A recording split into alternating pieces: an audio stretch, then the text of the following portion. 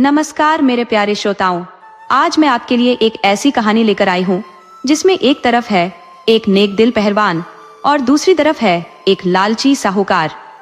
ये कहानी हमें सिखाएगी कि कैसे झूठ और फरेब की दीवारें एक दिन ढह जाती हैं और सच्चाई की हमेशा जीत होती है।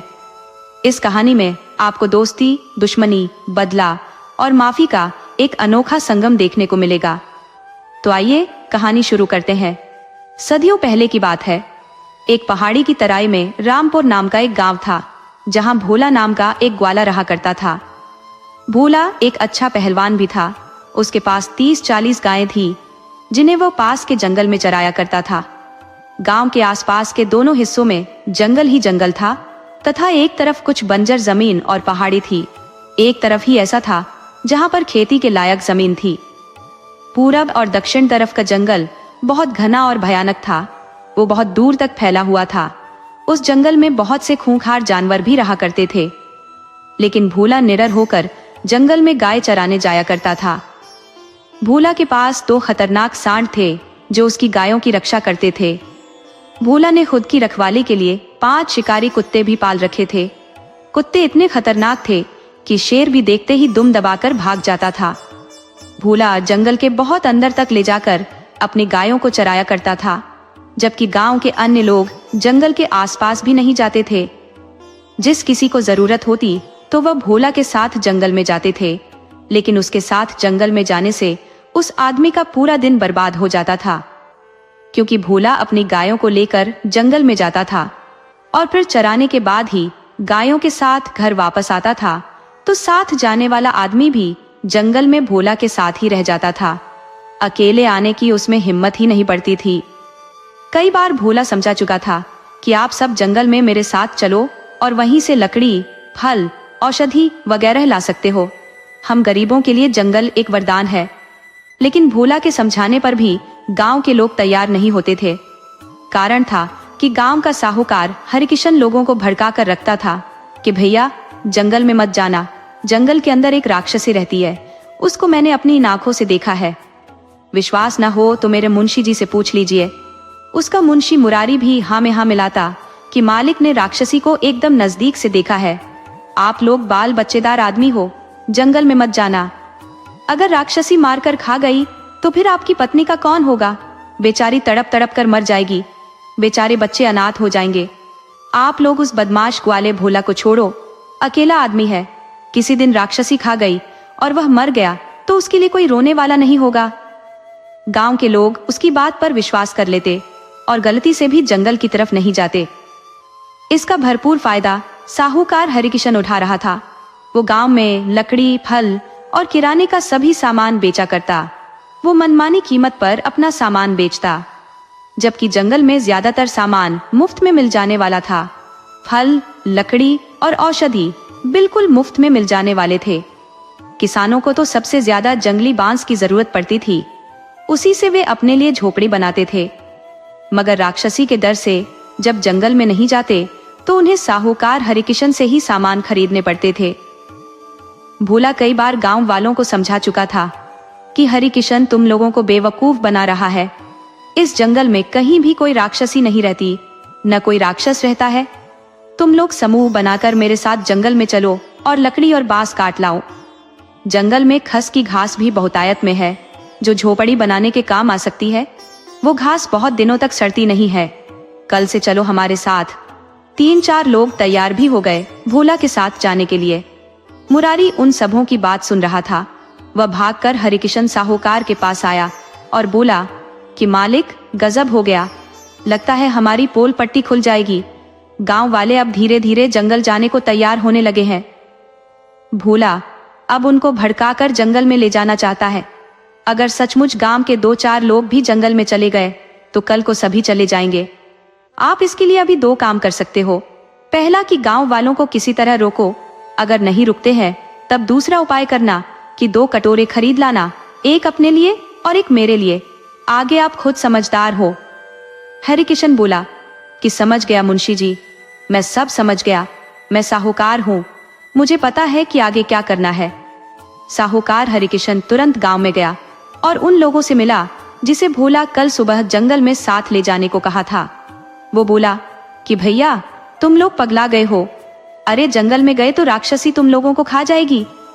तभी उसमें से एक बोला कि नहीं, हम अकेले थोड़े ही जा रहे हैं, हम लोग 5 आदमी साथ जाएंगे, ऊपर से हमारी रक्षा भोला करेगा। हरिकिशन बोला कि तुम लोग बुड़बक हो, नहीं समझ रहे भोला की चाल को। अरे वह तुम लोगों की लुगाई पर बुरी नजर रखता है, वो खुद माड़ा है, ऊपर से पहलवान, उससे कोई स्त्री ब्याह कर ही नहीं सकती, उसे मरना थोड़े ही है, इसीलिए तुम सबकी स्त्रियों पर नजर गड़ाए हुए है। तुम लोग भोले हो, उसकी नजर को परख नहीं सकते, लेकिन मैं साहूकार हूँ, आदमी की नियत को भी तौल सकता हूँ।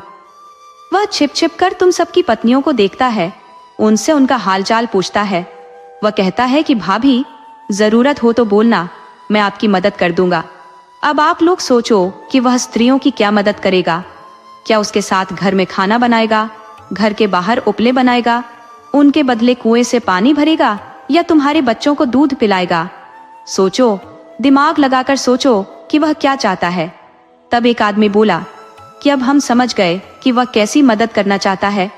हमारे जीते जी तो कोई मदद कर नहीं सकता, हमारे मर जाने पर हमारी पत्नियों से सहानुभूति दिखाकर उनका शोषण करेगा। हरिकिशन बोला कि बस बस, ज्यादा खोलकर नहीं, बस मन में समझ जाओ और उस ससुरे से कोई बात मत करो। अब मैं चलता हूँ, काफी रात हो गई है। हरिकिशन आश्वस्त हो घर चला गया तो गांव वाले बोले कि भैया हरिकिशन हमारा बड़ा ख्याल रखता है, हमारी पत्नियों को बहन कहकर बुलाता है, लेकिन भोला को देखो, वह सभी को भाभी बोलता है, चाहे कोई स्त्री उसकी चाची लगे या बहू। इस बात का तो उसे ख्याल ही नहीं है, किसी दिन हमारी बेटी बहनों को भी भाभी न बोल दे, एक नंबर का लंपट है। साहूकार ने सभी की आंखों पर नफरत का चश्मा चढ़ा दिया था, इसलिए बुरा लगा था। सुबह में जब भोला जंगल जाने लगा तब गांव वालों से बोला कि अरे अब तक घर में पड़े हो, अरे जंगल नहीं जाना क्या। तब गांव का दुबरी बोला कि नहीं, हमें किसी लुच्चे लफंगे के साथ जंगल नहीं जाना, तुम बदमाश आदमी हो, हमारी स्त्रियों पर बुरी नजर रखते हो। भोला बोला कि देखो दुबरी काका, चलना है तो चलो, नहीं चलना है तो मत जाओ, लेकिन ये बुरा इल्जाम मत लगाओ। तुम्हें कुछ भी कहने से पहले अपनी पत्नी से पूछ लेना चाहिए कि मैं कभी उससे बात भी किया हूं। अरे मैं गांव की स्त्रियों से कभी कोई बात नहीं करता, मुझे कहाँ समय है कि गांव में रहूं। सुबह हुई तो जंगल चला जाता हूँ, शाम में घर आता हूँ। तुम लोग खुद मेरे से बात करने आते हो, वरना मैं तुमसे भी बात नहीं कर पाता। अब मुझे किसी से कोई बात नहीं करनी, तुम लोग किसी भी मदद के लिए मेरे पास मत आना। भोला अपनी गाय लेकर जंगल की तरफ चला गया। तब दुबरी की पत्नी बोली कि बिना सोचे समझे किसी के सामने खरी खोड़ी कह देते हो। अरे भोला कभी किसी स्त्री की तरफ नहीं देखता, वो कभी मिल भी जाता है तो कहता हाय कि पाए लागू काकी, इससे ज्यादा कभी कुछ नहीं कहता। तुम सब उस साहूकार हरिकिशन के कहने पर ओल जलूल बकने लगते हो। अरे नियत तो साहूकार की खराब है, वह सबके सामने स्त्रियों को बहन जी बोलता है और अकेले में भाभी बोलता है, भले ही स्त्री उसके रिश्ते में चाची लगती हो। मुझे भी एक बार बोला था तो मैं पूछ बैठी कि मैं तेरी भाभी कैसे लगूंगी, तू मुझे बहन कह ले या फिर भाभी कह ले, तू रिश्ते को लेकर भ्रमित क्यों है। तब वो बोला कि जब सभी लगोगी काकी तो हम किसकी तरफ ताके। बदमाश साहूकार है और मुझे पता है तुम सब बेवकूफों को उसी ने भड़काया है। दुबरी पत्नी की बात सुनकर सिर खुजलाने लगा, उसे भी लगा कि भोला ठीक कह रहा था। वो गांव में रहता ही कहाँ है जो किसी की पत्नी से बात करे। सचमुच साहूकार हरिकिशन ही बदमाश है, उसका मुंशी मुरारी भी वैसा ही है, उसे तो मैंने भी देखा है। वो किसी स्त्री का चेहरा नहीं, उसके अंगों को निहारता है। घूंघट में जा रही स्त्री को पीछे से देखता है, अब उसे पीछे से देखने में क्या मिलता है वही जाने। अब दुबरी ने भला बुरा कहकर पहलवान भोला को गर्म कर दिया था।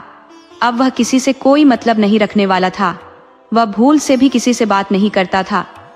दुबरी ने गांव के कई लोगों से बता चुका था कि भोला भला आदमी है, हमारी कई बार भलाई की हाय, अपने साथ जंगल ले गया है, फल और लकड़ी साथ ले आया है, वह खुद अपने सांड पर लाद कर लकड़ी लाया है। उसे फुर्सत कहाँ है कि गांव की स्त्रियों से बात करे, उनकी तरफ देखे। ये सब हरिकिशन की चाल थी जो हमें भड़का दिया था। अब तो भोला किसी से बात नहीं करता और हरिकिशन हर चीज का दाम 2 गुना बढ़ा दिया है और किसी में अब इतनी हिम्मत नहीं कि भोला से फिर कोई मदद मांगे। गांव वाले कई दिन तक सोचते रहे मगर किसी नतीजे पर नहीं पहुंचे। तब हजारी की पत्नी बोली कि तुम सब मिट्टी के माधो बने रहो, मैं भोला से बात करूंगी और खुद जंगल में जाऊंगी। कालीपुर में बाजार लग रही है, फल, लकड़ी, यहाँ तक कि घास भी बिक जा रही है। यदि हम जंगल में जाने लगेंगे तो फिर हमारे लिए रोजगार का अवसर मिल जाएगा। हम हरिकिशन पर आश्रित नहीं रहेंगे। हम कुछ सामान कालीपुर में बेचेंगे भी और आवश्यकता के अनुसार खरीदेंगे भी। मैं आज शाम में उससे बात करती हूँ। हजारी बोला कि भाग्यवान, तुम मुझसे अकेले बात करने जाओगी? स्त्री बोली कि मुझे उसके पास बारात लेकर नहीं जाना है। भला आदमी है, कोई चोर बदमाश नहीं है और मैं कोई मिठाई नहीं हूं कि खा जाएगा। वो भोला के पास गई और बोली कि बबुआ, भोला, मैं आपके पास कुछ काम लेकर आई हूं। भोला बोला कि आपको मेरे पास इस तरह रात में नहीं आना चाहिए। जो कुछ कहना है कल सुबह में कहना और साथ में हजारी भैया को साथ लेते आना। मैं अकेली स्त्री से बात नहीं करता। स्त्री बोली कि मैं तुमसे नयन मटका करने नहीं आई हूँ जो भड़क रहे हो। मुझे ऐसी वैसी न समझो। हमारा मन साफ है तो क्या रात और क्या दिन, हम कभी भी बात कर सकते हैं।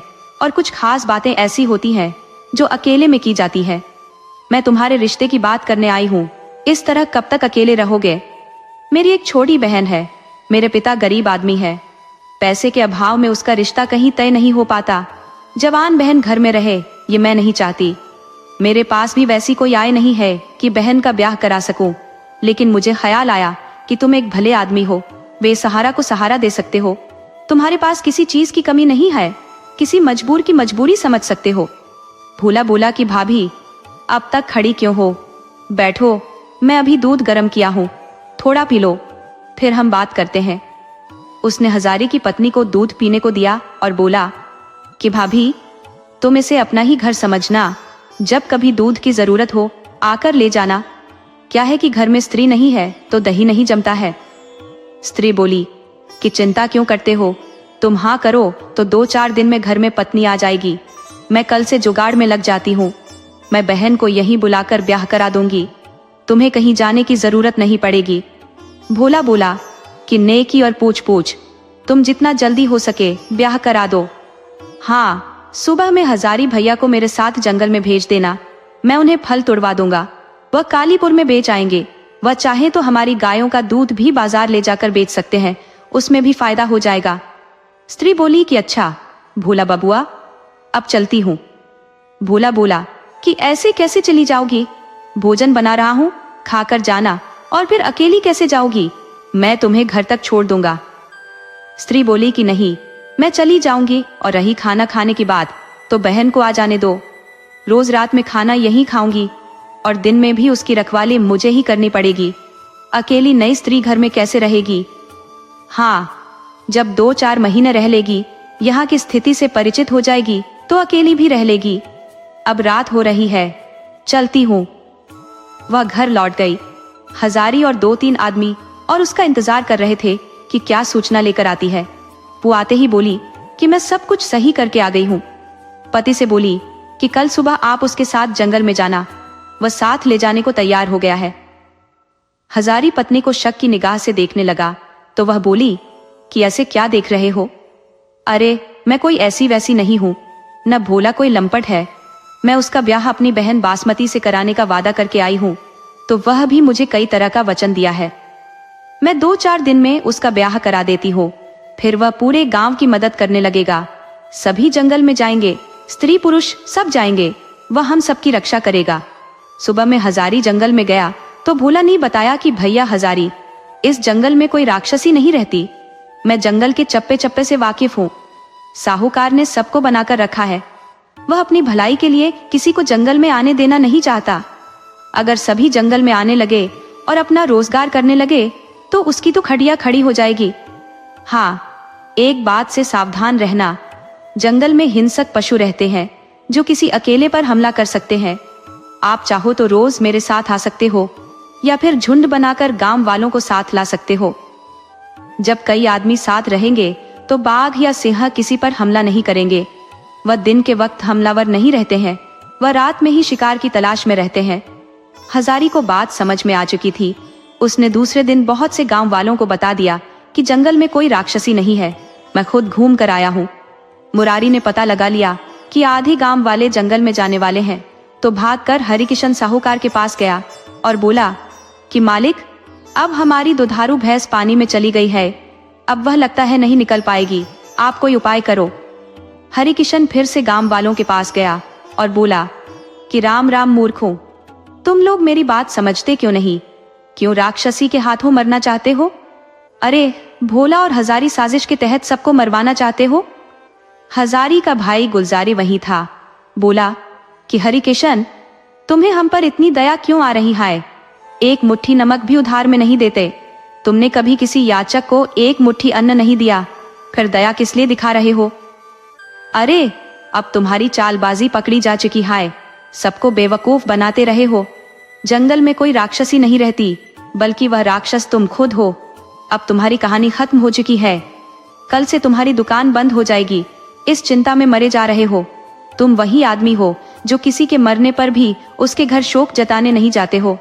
अब तुम भूखे मरोगे और कोई हाल पूछने नहीं जाएगा।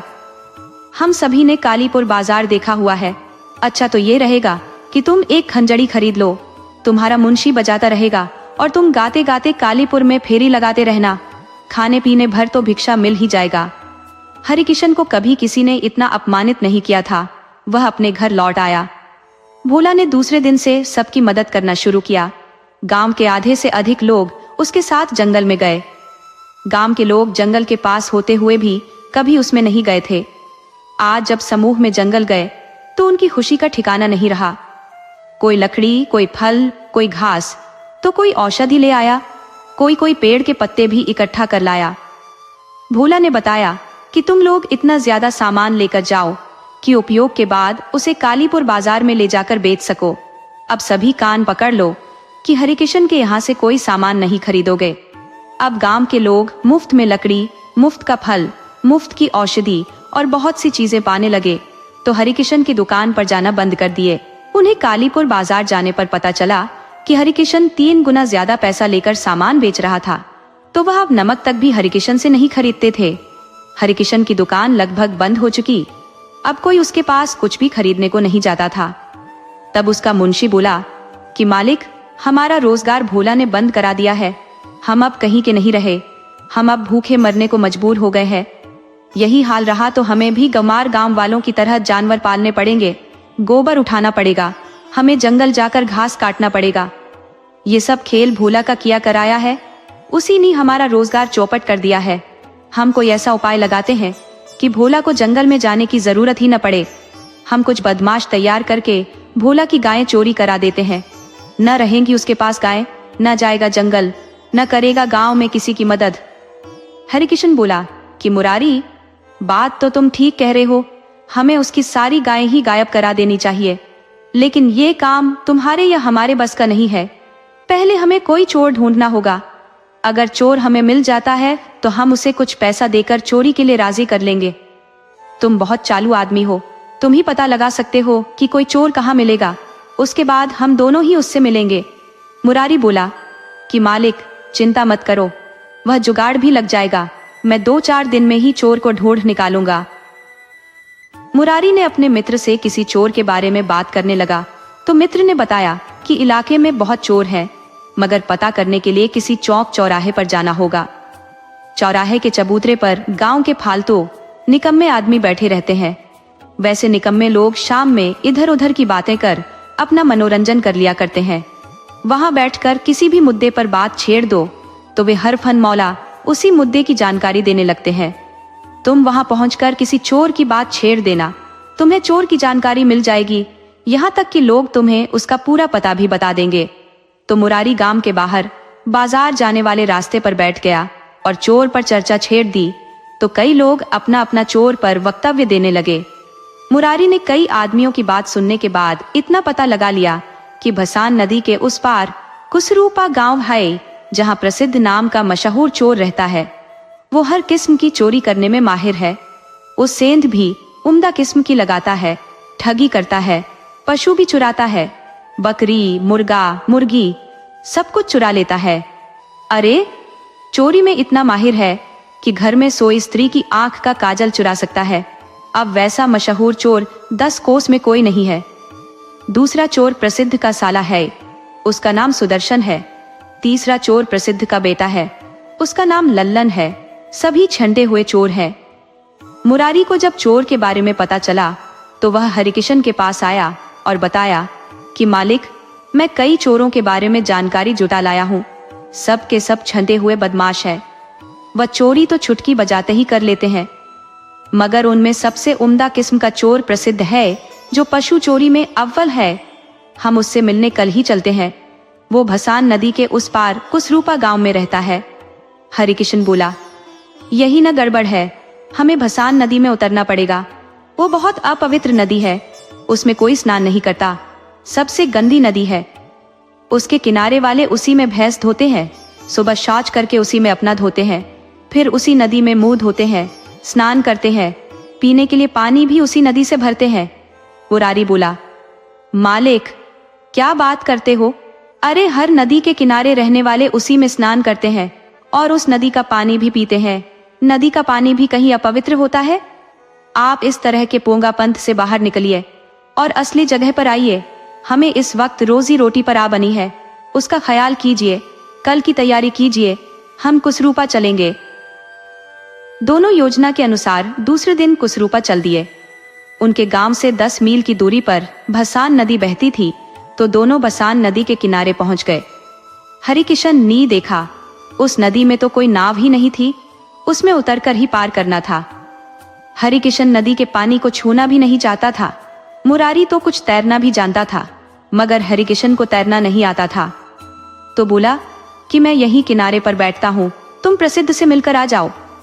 मुरारी बोला, नहीं मालिक, मैं भला अकेले कैसे मिल सकता हूँ? मेरा कभी चोर बदमाशों से सामना नहीं हुआ है, दोनों रहेंगे तो साथ में बात कर लेंगे। हरिकिशन बोला, डरो नहीं, मेरा नाम ले लेना, प्रसिद्ध तुम्हें कुछ नहीं कहेगा। अरे ससुरे को मुफ्त में थोड़े ही लाएंगे, उसे खर्चा पानी देंगे। मुरारी बोला, आप किसी भी तरह नदी पार करो। हरिकिशन बोला, अब तुम ही बताओ, नदी कैसे पार करूं? ऐसी मनहूस नदी जिसमें एक नाव भी नहीं चल रही। मुरारी ने इधर उधर देखा और बोला कि मालिक, हमें नाव मिल गई। हरिकिशन बोला, पगला गए हो? अरे यहाँ कोई दूर दूर तक नाव नहीं दिख रही और तुम कह रहे हो नाव मिल गई? कहाँ है नाव? मुरारी बोला, सेठ जी, नाव सामने ही चल रही है, इसे ही हम नाव बनाते हैं, ये भैंस ही हमें नदी पार करा देगी। हरिकिशन बोला, तुम्हारा माथा खराब हो गया है। अरे देख रहा है कि भैंस का चरवाहा पेड़ के पास सोया है, उसकी भैंस से कोई छेड़छाड़ किए तो चिढ़ जाएगा और बेवजह उसके हाथों हम दोनों पिट जाएंगे। मुरारी बोला, आप चिंता न करो, अभी वह सोया हुआ है, तब तक नदी पार कर जाएंगे और मान लो कि जाग भी गया तो हम पकड़ में नहीं आएंगे। हरिकिशन बोला, ससुरे, तू बुढ़ौती में मरवाएगा। अरे हमें दौड़ना कहाँ आता है, तू भाग जाएगा और हम पिट जाएंगे। मुरारी बोला, सेठ जी, पास में पैसा हो तो हम एक बार यमराज को भी रिश्वत देकर समझौता कर सकते हैं, हम उसे उसकी भैंस की नदी पराई दे देंगे। हरिकिशन बोला, चल, अब जो जो कहेगा उसे तो मानना ही पड़ेगा। साला एक भोला को सीधा करने के लिए पता नहीं किस किस का पोंछरा सहलाना पड़ेगा। दोनों ने उस आदमी की दोनों भैंसों को पानी में उतारा। भैंसें पानी की गहराई में दोनों को लेकर चल पड़ी। दोनों ने भैंस की पूंछ जोर से पकड़ी हुई थी। मुरारी जिस भैंस की पूंछ पकड़ा था वह नदी पार कर गई, मगर हरिकिशन जिस भैंस की पूंछ पकड़ा था वो उस किनारे जाते जाते फिर वापस लौट गई और बीच नदी में आकर पानी में लौटने लगी। हरिकिशन चिल्लाया, मुरारी, मैं मर गया, भैंस मुझे पानी में डुबा रही है। जोर से बोलने के कारण चरवाहे की नींद खुल गई। देखा, एक भैंस उस पार चली गई है और एक नदी के बीच में बैठी हुई है और एक आदमी उसकी पूंछ पकड़कर चिल्ला रहा है कि बचाओ, मैं डूब रहा हूँ। चरवाहे को समझ में आ गया कि यह आदमी मेरी भैंस को ही नाव बना दिया है, मगर भैंस उसे मजा छका रही है। चरवाहा बोला, ससुरे, तू बूढ़ा नहीं होता तो मार मार कर पीठ फोड़ देता, लेकिन छोड़ दे रहा हूँ ससुरे, नदी में कहीं भी डूबने लायक पानी नहीं है, तू बिना भैंस के भी पार कर सकता है। अब यह बात बताने के लिए पैसे निकालोगे या मारूं घुमाकर एक लाठी? हरिकिशन ने बिना देर किए एक चांदी का सिक्का निकालकर उसे दे दिया। हरिकिशन नदी में उतरा तो सिर्फ कमर तक ही पानी था। सेठ हैरान हुआ कि झूठे में शोर मचाकर चरवाहे को जगा दिया। एक सिक्का नाजायज चला गया। वह तो चरवाहा भला आदमी है, वरना आज तो काम के लायक रह ही नहीं जाते। दोनों कुसरूपा पहुंच गए, मगर अब चोर का पता किससे पूछे? मुरारी बोला कि मालिक, बिना किसी से पूछे प्रसिद्ध के घर कैसे पहुंचेंगे? हरिकिशन बोला, वो देखो देखो, वह आदमी प्रसिद्ध जैसा लगता है, उससे पूछो, क्या आप ही प्रसिद्ध जी हैं? उस आदमी ने कहा, सालो, हम तुम्हें चोर बदमाश लगते हैं, रुको, अभी मारकर थूथुन बराबर कर देते हैं। वो आदमी दोनों को दौड़ा लिया। दोनों भागते भागते गांव से बाहर चले गए। भागते भागते हरिकिशन की उलटी सांसें चलने लगी थी। हांफते हुए मुरारी से बोला, मुरारी, तू बिना पिटवाए नहीं मानेगा। अरे, हम किसी संत महात्मा से मिलने नहीं आए हैं, चोर से मिलने आए हैं, और एक चोर को गांव में कितना आदर मिलता है तुम खुद समझ सकते हो। लोग उसके नाम पर थूकते होंगे, कोई उसका इस तरह पूछने पर घर नहीं बताएगा, उसको कुछ उलटा बोलकर घर का पता करना पड़ेगा। तुम किसी से पूछो तो सम्मानजनक शब्द का प्रयोग मत करो, ये पूछो कि प्रसिद्ध ना चोर का घर कौन सा है, तब लोग बताएंगे। मुरारी बोला, सेठ जी, आप ठीक कहते हो, हम सीधे से पूछेंगे तो लोग नहीं बताएंगे। वो गांव से बाहर तो पहले ही भागकर निकल गए थे, फिर गांव में लौटने की उनकी हिम्मत ही नहीं हो रही थी। तो हरिकिशन ने देखा कि गांव से बाहर ही कुछ दूरी पर एक घर बना हुआ है, तो मुरारी से बोला कि देखो, हम उस घर में चलते हैं और वहीं किसी से पूछते हैं कि प्रसिद्ध चोर का घर कौन सा है।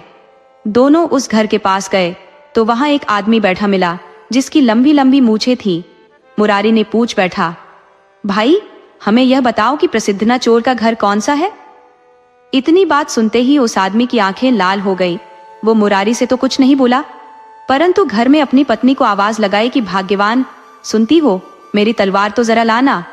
पत्नी अंदर से बोली, अरे, इस वक्त तलवार का क्या करोगे? तो वह आदमी बोला कि 2 बकरे दरवाजे पर आए हैं।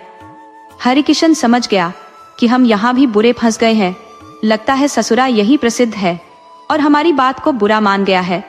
बहुत खतरनाक आदमी मालूम पड़ता है, सीधे तलवार मंगा लिया है, अब तो हमें काट डालेगा।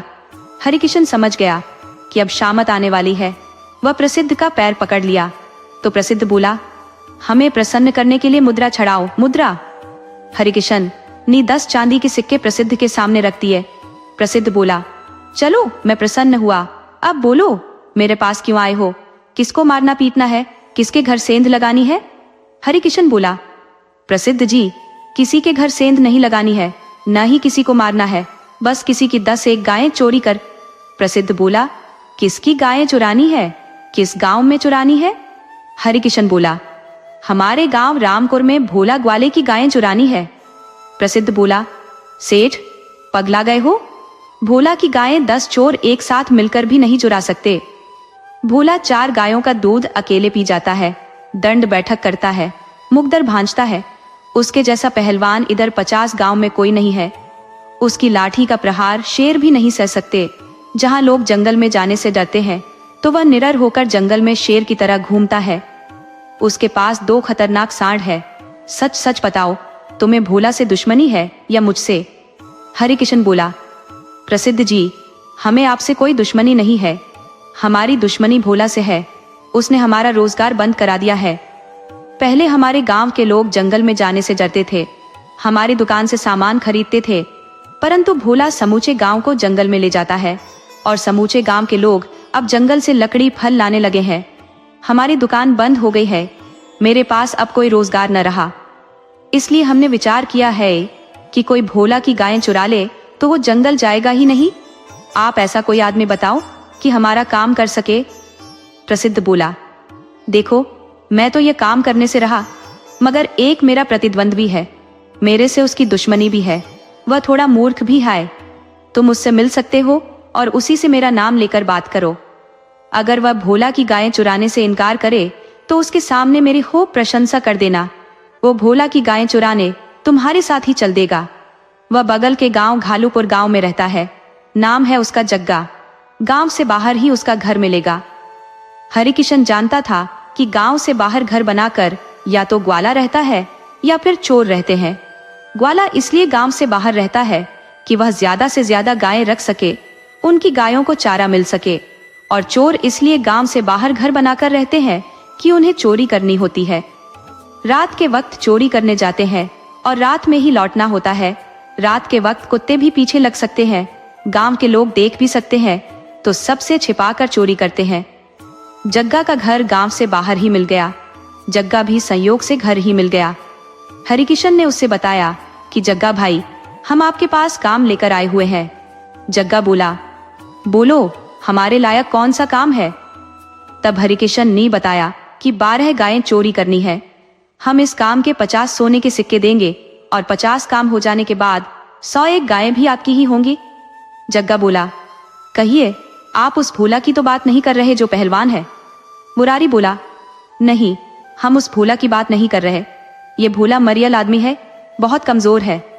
जग्गा बोला कि देखो, हम साधारण चोर हैं, गाय चुराना थोड़ा मुश्किल है। हम मात्र 100 स्वर्ण मुद्रा में सौदे को पक्का नहीं कर सकते। हमें कम से कम 200 स्वर्ण मुद्रा चाहिए। हरिकिशन बोला, लगता है यह काम आपसे नहीं हो पाएगा। हमें प्रसिद्ध से ही बात माननी पड़ेगी। वो 150 मांग रहा था, हम 100 दे रहे थे, परंतु अब उसी से सौदा करना पड़ेगा। जग्गा बोला, सेठ जी, आप घबरा क्यों जाते हो? दूसरे चोर का नाम लेकर मेरा अपमान कर रहे हो? प्रसिद्ध को चोरी करना आता ही नहीं है। जहां जाता है पिट कर आता है, और एक हम है, कभी किसी के पकड़ में भी नहीं आते। ये काम तो हम ही करेंगे, मैं साथ ही चलता हूँ। दोनों चोर को साथ लेकर गांव आ गए। मुरारी ने भोला के घर की रेकी भी करा दी। भोला घर पर नहीं था, वो गाय चराने गया था, तो उसकी पत्नी खाना लेकर गई थी। मगर जब गांव की औरतें जंगल जाने लगी थी, तब से वह भी साथ चली जाती थी। गांव की औरतें तो भोला की स्त्री को जंगल से लकड़ी भी नहीं लाने देती थी, बल्कि खुद लेकर आती थी और उसके घर पहुंचा देती थी। भोला और उसकी पत्नी गांव भर के चहेते बन गए थे। खाली घर पाकर जग्गा ने रेकी कर ली। वो एक एक स्थान के बारे में वाकिफ हो गया। रात होने पर भोला अपनी गायें जंगल से लेकर लौट आया। रोज की तरह आराम से खा पी कर सो गया, लेकिन सोने से पहले रोज की तरह ही अपने 5 कुत्तों और दोनों सांडों को खुला छोड़ दिया। सिर्फ गायों को ही बांध कर रखता था। आधी रात में जग्गा गौशाला के पास गया और एक गाय खोलने की कोशिश करने लगा। तभी एक कुत्ते की नजर जग्गा पर पड़ गई। वह जग्गा पर टूट पड़ा। उसके साथ अन्य कुत्ते भी टूट पड़े। वह भागना चाहा, मगर कुत्तों ने उसे काटना शुरू कर दिया। वह तो गनीमत हुई कि भोला की नींद टूट गई और दौड़कर कुत्तों को रोका, मगर तब तक तो जग्गा के एक पैर और एक हाथ कुत्ते नोच डाले थे। भोला को देखते ही जग्गा पहचान गया कि यह तो भोला सिंधु पहलवान है, यानी सेठ ने हमें धोखा दिया है। तो जग्गा अपनी जान बचाने के लिए भोला से दया की भीख मांगने लगा। भोला बोला, साले, तू नहीं जानता कि कोई भोला से पंगा नहीं लेता? जग्गा बोला, पहलवान जी, मुझे यहाँ धोखे से लाया गया है। यहाँ का हरिकिशन और मुरारी ने मेरे साथ छल कर दिया है। उन्होंने आपको एक नंबर का मरियल बताया था। दिन के वक्त आपका घर भी दिखाया था, परंतु मुझे क्या पता था कि शेर की माद में घुस गया हूँ। अब तो मेरी जिंदगी ही चौपट हो गई। मगर पहलवान जी, आप उस बदमाश को मत छोड़ना, वह आपका दुश्मन है। भोला को पहले से पता था कि हरिकिशन मेरा विरोधी है, परंतु इतना बड़ा विरोधी है पता नहीं था। धीरे धीरे गांव के लोग भी इकट्ठा हो गए और चोर को नदी पार फेंक आए। अब रही हरिकिशन और मुरारी को सीधा करने की बात, तो कल उसे भी हम खदेड़ते हुए 40 कोस दूर अलग राज्य में छोड़कर लौटेंगे। हरिकिशन को पल पल की खबर मिल गई थी। हरिकिशन ने अपनी पत्नी से कहा कि जल्दी तैयार हो जाओ, आज रात में ही हमें गांव छोड़कर भाग जाना है। स्त्री बोली, ऐसा क्या हो गया कि हमें गांव छोड़ना पड़ेगा? तब हरिकिशन ने बताया कि मुझसे एक बड़ी गलती हो गई है। मैंने भोला की गायें चोरी कराने की कोशिश की थी, परंतु बात फंस गई है।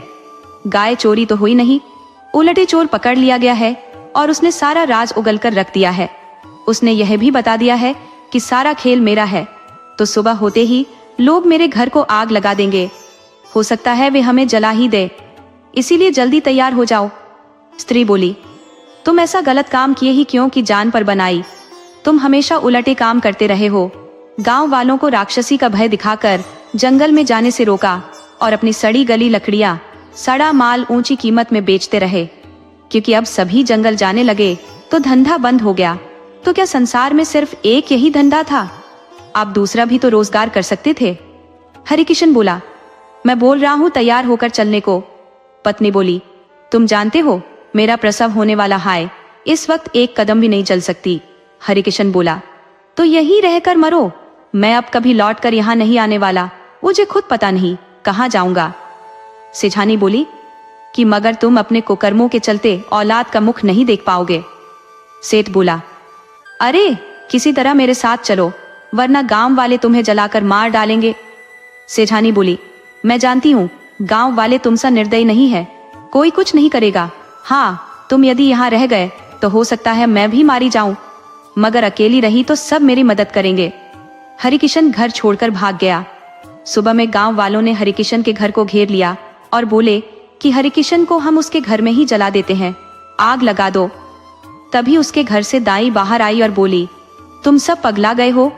अरे हरिकिशन और उसका मुंशी घर छोड़कर रात में ही भाग गए हैं।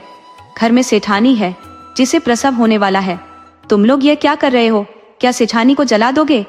भोला बोला, नहीं, हमें सेठानी से कोई दुश्मनी थोड़े ही है, सेठानी संकट में है तो मैं उनकी मदद को अपनी पत्नी को भेजता हूँ।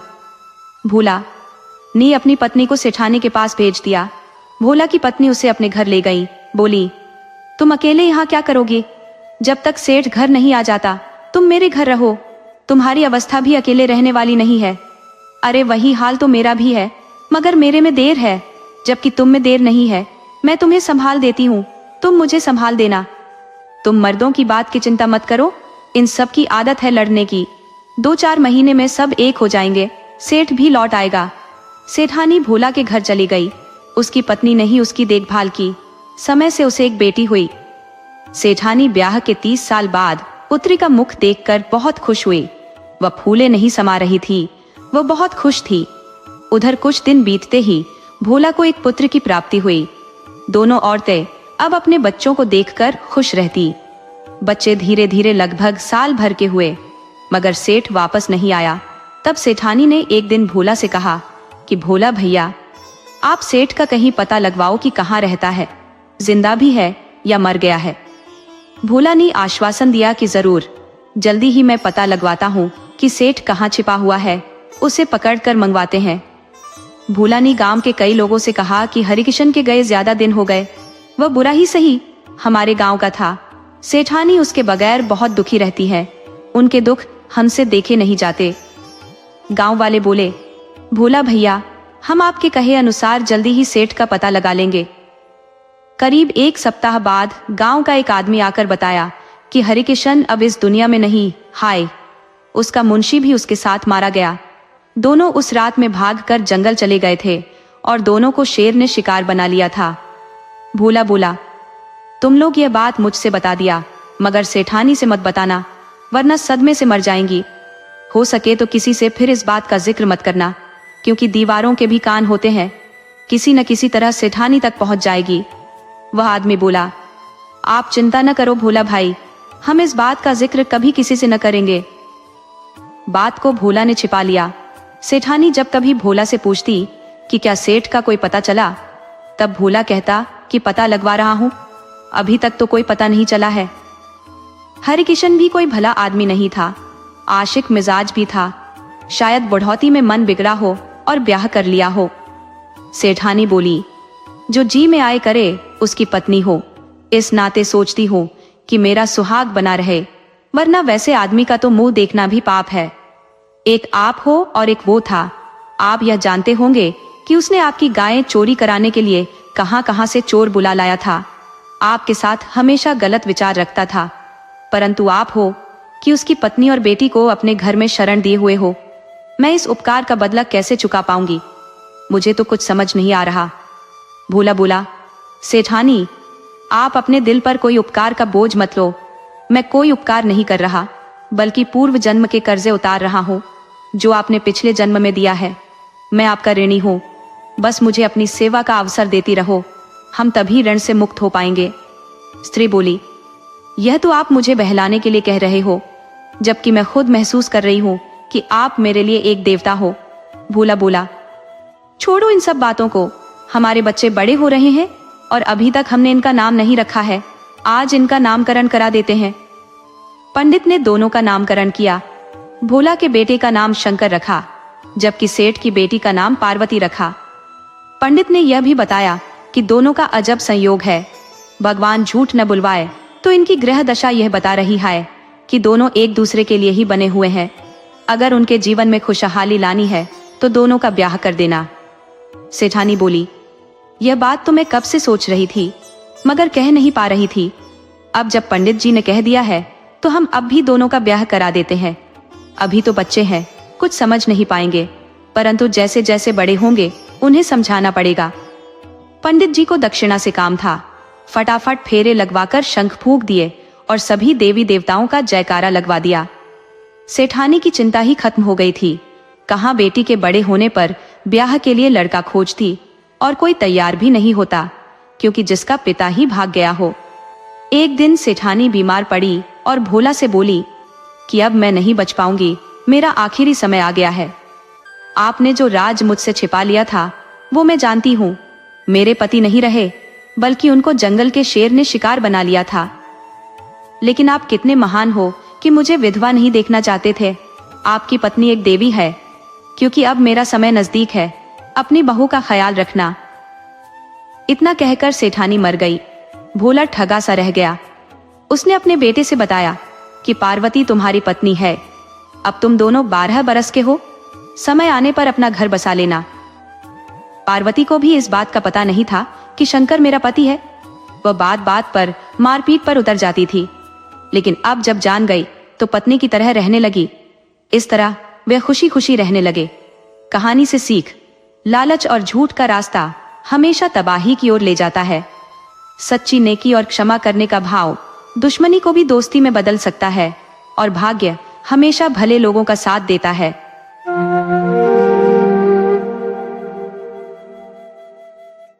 आज मैं आपके लिए एक ऐसी कहानी लेकर आई हूँ जिसमें एक सीधे साधे ग्वाले की जिंदगी किस्मत के एक ऐसे मोड़ से गुजरती है जहाँ उसे एक खूबसूरत लड़की मिलती है, लेकिन साथ ही मिलते हैं ढेर सारे खतरे।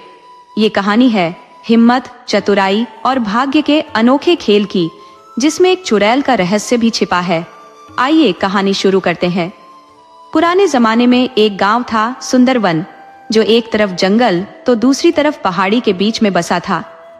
उस गांव में भोला नाम का एक निर्धन ग्वाला रहा करता था, जिसके पास 3-4 गायें थी, जिन्हें वह जंगल में चराया करता था। गायें ही उसकी जीविका का सहारा थी। अकेला था तो वह खेती किसानी से दूर था। उसे गायों से ही फुर्सत नहीं थी। उसकी दिनचर्या थी कि सुबह गायों से दूध निकालता और उसे राम भरोसे हलवाई को दे आता। बदले में हलवाई उसे पैसा दे देता या फिर अन्न दे देता। राम भरोसे के पास गांव में किराने की दुकान के साथ मिठाई की भी दुकान थी। राम भरोसे मिठाई बनाने का एक अच्छा कारीगर था। उसकी बनाई मिठाई नगर में हाथों हाथ बिक जाती थी, तो वह गांव के पशुपालकों से दूध इकट्ठा कर उसकी मिठाई बनाता और नगर में बेचकर अच्छा मुनाफा कमाता। तो भोला को भी बहुत आसानी थी कि घर बैठे अपने पड़ोस में ही दूध बिक जाता था। उसे अपना दूध बेचने के लिए कहीं बाहर नहीं जाना पड़ता था। ग्वाला बहुत सीधा साधा था। वो घर में अकेले ही रहा करता था। उसकी दिनचर्या थी कि सुबह में गाय चराने जंगल में निकल जाता और शाम में घर वापस आ जाता। उसे रोज की रोजी रोटी के अलावा आगे का कुछ ख्याल भी नहीं था। उसके पास जगह, जमीन और अच्छा घर नहीं होने के कारण वह अपने ब्याह के बारे में सोच भी नहीं सकता था, और सोचता भी तब भी उससे कोई अपनी बेटी ब्याहने वाला नहीं था, क्योंकि खुले आसमान में रहने के लिए कोई भी उसे अपनी बेटी नहीं देता। उसके लिए एक सुरक्षित घर तो होना ही चाहिए, जो उसके पास नहीं था। अकेला था तो गायों के साथ गौशाले वाले कमरे में रह लेता था। तो भोला ने सोच लिया था कि उसकी उम्र यूं ही गुजर जानी है, उसका ब्याह नहीं होने वाला। वैसे कौन कुंवारा होगा जिसके मन में ब्याह की इच्छा नहीं होगी। वो पहले चाहता तो था, मगर अपनी परिस्थिति के कारण कुछ कर नहीं सकता था। इस तरह वो जंगल में गाय चराया करता था। एक दिन वह जंगल में गाय चराने गया हुआ था। उसकी एक गाय बहुत परेशान कर रही थी। वह आज इधर उधर बहुत भाग दौड़ कर रही थी। भोला समझ गया कि आज गाय को साथी की जरूरत है, इसलिए परेशान कर रही है। वो गाय का जंगल में पीछा इसलिए कर रहा था कि गाय यदि गलती से शेर की गुफा की तरफ चली गई तो शेर उसे मार डालेगा। अक्सर जंगली जानवर रात में ही अपना शिकार तलाशते हैं, मगर दरवाजे पर आए शिकार को वह दिन में भी नहीं छोड़ते। तो इसलिए भोला गाय को घने जंगल और पहाड़ी की गुफा की तरफ जाने से रोक रहा था, मगर गाय उसे हैरान परेशान करके रखती थी। अचानक उसे जंगल में ही एक सांड दिख गया तो उसने राहत की सांस ली। वो निश्चिंत हो अन्य गायों की तरफ लौट चला। उसे अब गाय को लेकर खतरा नहीं था। सांड खुद गाय की सुरक्षा करेगा और बाद में गाय खुद ही लौट आएगी। ये विचार कर वह लौट रहा था, मगर उसे तेज प्यास लग गई थी। तो सोचा कि पहले यहीं पास के तालाब में पानी पी लेता हूँ, उसके बाद फिर वापस चलता हूँ। ये विचार कर वह तालाब के पास गया। वहां उसने देखा कि एक लड़की भागती हुई आई और पानी में कूद गई है। उसका पीछा करते हुए 2 लोग आए और उसे पानी से बाहर निकाल लिए, और उसके बाद लड़की को कुछ समझाने या उसे साथ ले जाने के बजाय उसे बहुत मारने पीटने लगे। भोला इतना तो समझ गया कि दोनों बदमाश नहीं है, वरना उसे मारने पीटने के बजाय उसका गलत इस्तेमाल करते। मार पीट रहे हैं, इसका मतलब कि इसके भाई बंधु हैं, या फिर यह कोई खरीदार है जो लड़की को खरीद चुके हैं। वो लड़की को बड़ी निर्दयता के साथ पीट रहे थे, उतना तो कसाई भी बकरे को नहीं पीटता। भोला से यह देखा नहीं गया। भोला शरीर से बलवान था, हाथ में मोटी लाठी थी। जुल्म होता देख उसकी भुजाएं फड़फड़ाने लगी। वह अपने पर काबू नहीं रख सका। उसने दोनों को ललकारा कि मूर्खों, एक स्त्री पर अपनी ताकत दिखा रहे हो। यदि दम है तो मेरे से 2-2 हाथ करो, अभी तुम्हें दिन में ही तारे दिखा देता हूँ। एक बोला कि साले ग्वाले, जा तू अपना काम कर, हमसे मत उलझ। मगर भोला कहाँ सुनने वाला था। उसने एक एक लाठी दोनों को जमा दी। दोनों जान लेकर गिरते पड़ते भाग लिए। उन्हें पता था कि यदि ग्वाले ने सिर्फ एक एक लाठी और मार दी तो दम निकल जाएगा। तो दोनों इतना जोर से भागे कि पीछे पलटकर भी नहीं देखा। लड़की जमीन पर गिरकर विलाप कर रही थी। लड़की जवान और खूबसूरत थी। भोला उसके पास गया और बोला कि चुप रहो, अब मैं यहाँ आ गया हूँ, तुम्हारा कोई बुरा नहीं कर सकता। आदमी क्या, शेर में भी इतनी ताकत नहीं कि मेरी लाठी का सामना कर सके। मैं उन दोनों को जान से नहीं मारना चाहता था, इसलिए हल्की लाठी का प्रयोग किया। अगर जोरदार मार देता तो गीदड़ की तरह दांत निपोड़ कर मर जाते। वैसे तुम हो कौन और तालाब में क्यों कूदी थी? और वे दोनों तुम्हारा पीछा किस लिए कर रहे थे? वो तुम्हें पानी से निकालकर कसाई की तरह पीट क्यों रहे थे? तुम पर इतना गुस्सा क्यों थे कि तुम्हें पानी में भिगोकर पीट रहे थे? लड़की इतना ज्यादा पिट चुकी थी कि सिर्फ रोए जा रही थी। भोला बोला कि क्या तुम सिर्फ रोना ही जानती हो? इस तरह डरपोक बनकर रहोगी तो तुम्हें कोई भी पीट कर चला जाएगा। जाओ अपने घर जाओ, मैं अब यहाँ से जाता हूँ। जब भोला वहां से चलने को हुआ तो लड़की रोना छोड़कर बोल उठी कि आप मत जाइए, वे मुझे बहुत मारेंगे, मुझे कोठे पर बेच देंगे। भोला को ये बात सुनते ही कान खड़े हो गए। बोला, ये लोग कौन थे? तुम मुझे विस्तार से बताओ। लड़की बोली कि मैं चंदनपुर की रहने वाली हूँ। मैं अपने 2 सौतेले ममेरे भाइयों के साथ रहती थी। ये दोनों मेरी सौतेली माँ के भाई थे। मैं इन दोनों के साथ ही रहा करती थी। इन दोनों के पास नगर से एक आदमी आता था जो नशे का धंधा करता था। तो दोनों भाई जो मेरे कोई नहीं थे, उनके पास वह आता और नशे का सामान देता। तो दोनों नशे का सामान बेचकर काम चलाते थे। पिछली रात में वह आदमी दोनों के पास आया था। वो रात में अक्सर घर में ही ठहरता था। तो तीनों एक साथ रात में नशा किए। नशा छड़ जाने पर उस आदमी ने दोनों से बताया कि तुम्हारे साथ रह रही लड़की तुम दोनों की कोई नहीं है। उसे बेकार में घर में रखकर अपना मान रहे हो। तुम दोनों उसके बदले 10,000 सोने की मोहरें पा सकते हो। मैं तुम्हें इतनी रकम दिलवा दूंगा कि दोनों जिंदगी भर ऐश करोगे। मैं नगर के मशहूर टोनी भाई से बात करा देता हूँ। तब दोनों बोले कि अब हम कहाँ बात करने जाए, तुम हो ही, हम अब नहीं चाहते कि यह हमारे पास रहे। मगर मरते मरते हमारी बहन ने पता नहीं किसकी औलाद हमारे हवाले कर दी, हम इसका क्या करें? यही अब तक सोच रहे थे, मगर यह हमें सोने का अंडा साबित होगी। हमने कभी सोचा ही नहीं था। अब आप ही टोनी से बात करो और उसके बदले हमें पैसा दिलवा दो। उन सब की बात मैं सुन रही थी। टोनी बाई का नाम सुनते ही मेरा रोम रोम कांप गया। तो अब किस लिए यहाँ रुकी हो? तुम्हें अपने ससुराल चले जाना चाहिए था। लड़की बोली कि मैं अपने ससुराल में ही हूँ। अब आप मुझे समझ नहीं रहे, खुद बेवकूफ हो तो मैं क्या करूं? अरे ये सिंदूर आपके नाम का है, मैं आपसे प्यार करती हूँ। अब आप खुद से सोचो कि आपने मुझे नया जीवन दिया, घर में आसरा दिया, मुझे सहारा दिया, मुझे दुष्टों से बचाया, तो आपसे बढ़कर मेरा और कौन हो सकता है? आपका शरीर बड़ा है, ताकतवर भी हो, मगर थोड़ा बेवकूफ हो। अब इतना भी भोला नहीं होना चाहिए कि स्त्री के मन को न पढ़ सके।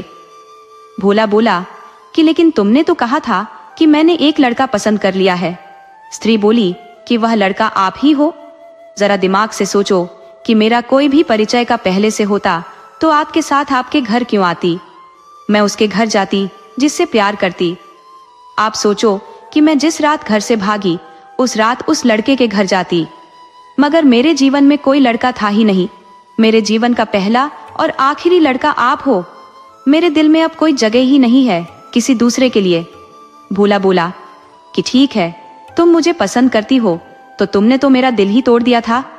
अब मुझे जीवन दे दिया है, मगर ब्याह से पहले ही सिंदूर क्यों लगा रखा है?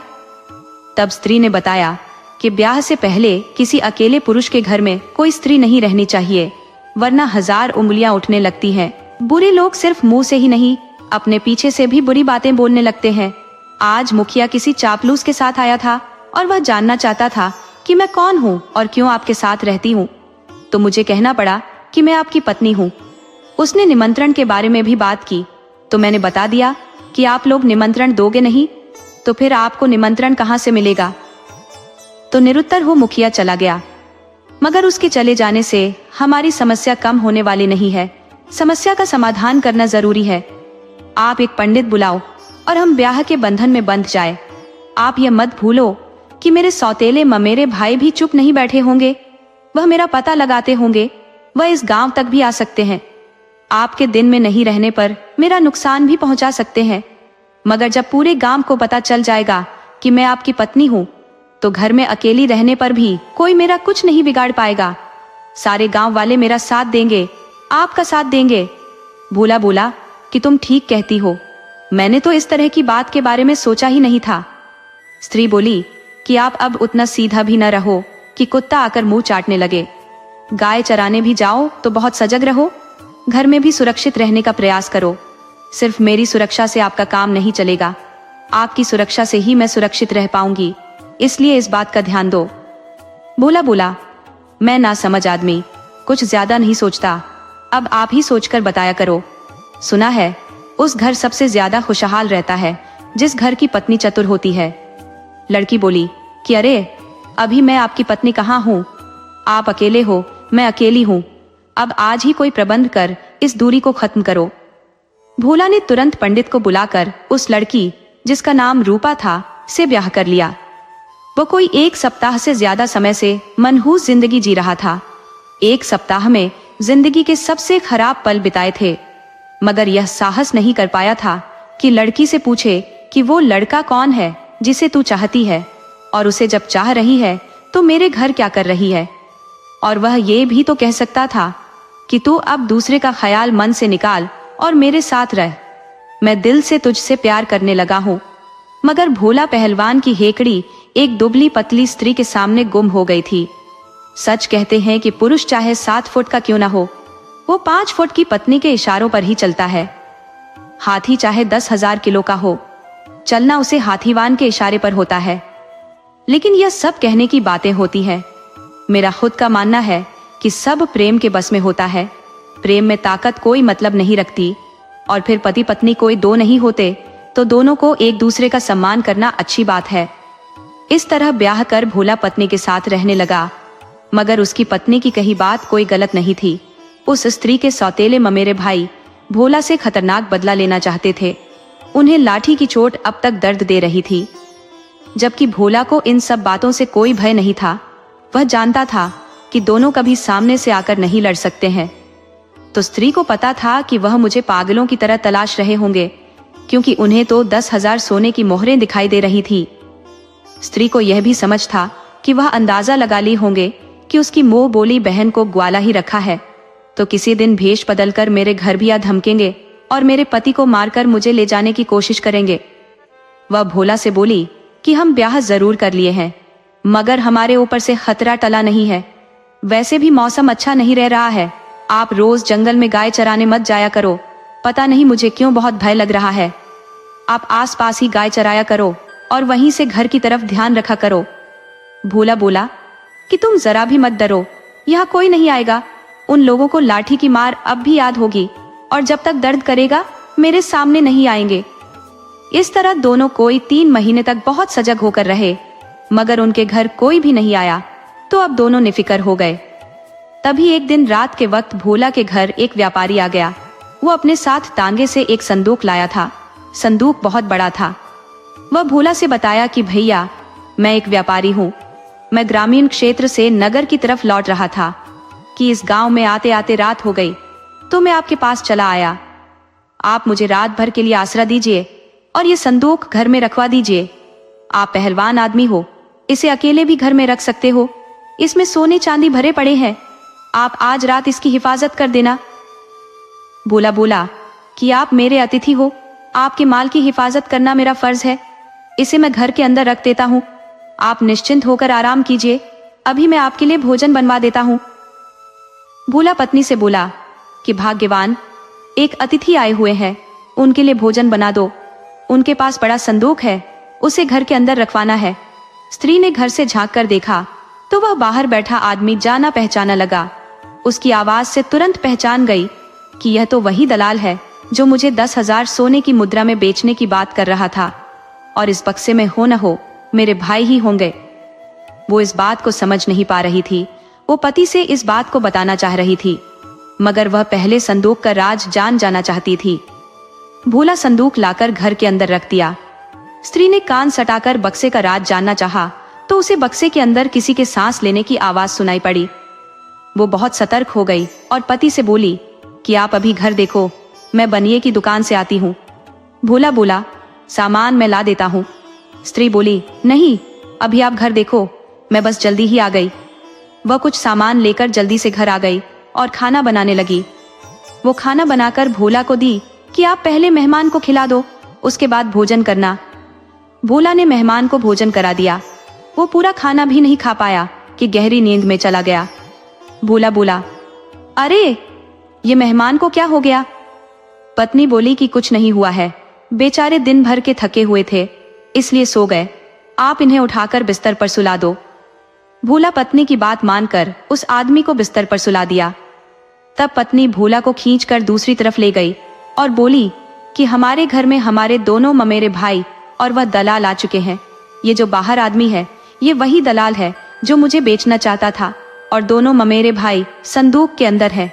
आपको विश्वास न हो तो संदूक के पास कान सटाकर उनकी सांस लेने की आवाज सुन सकते हो।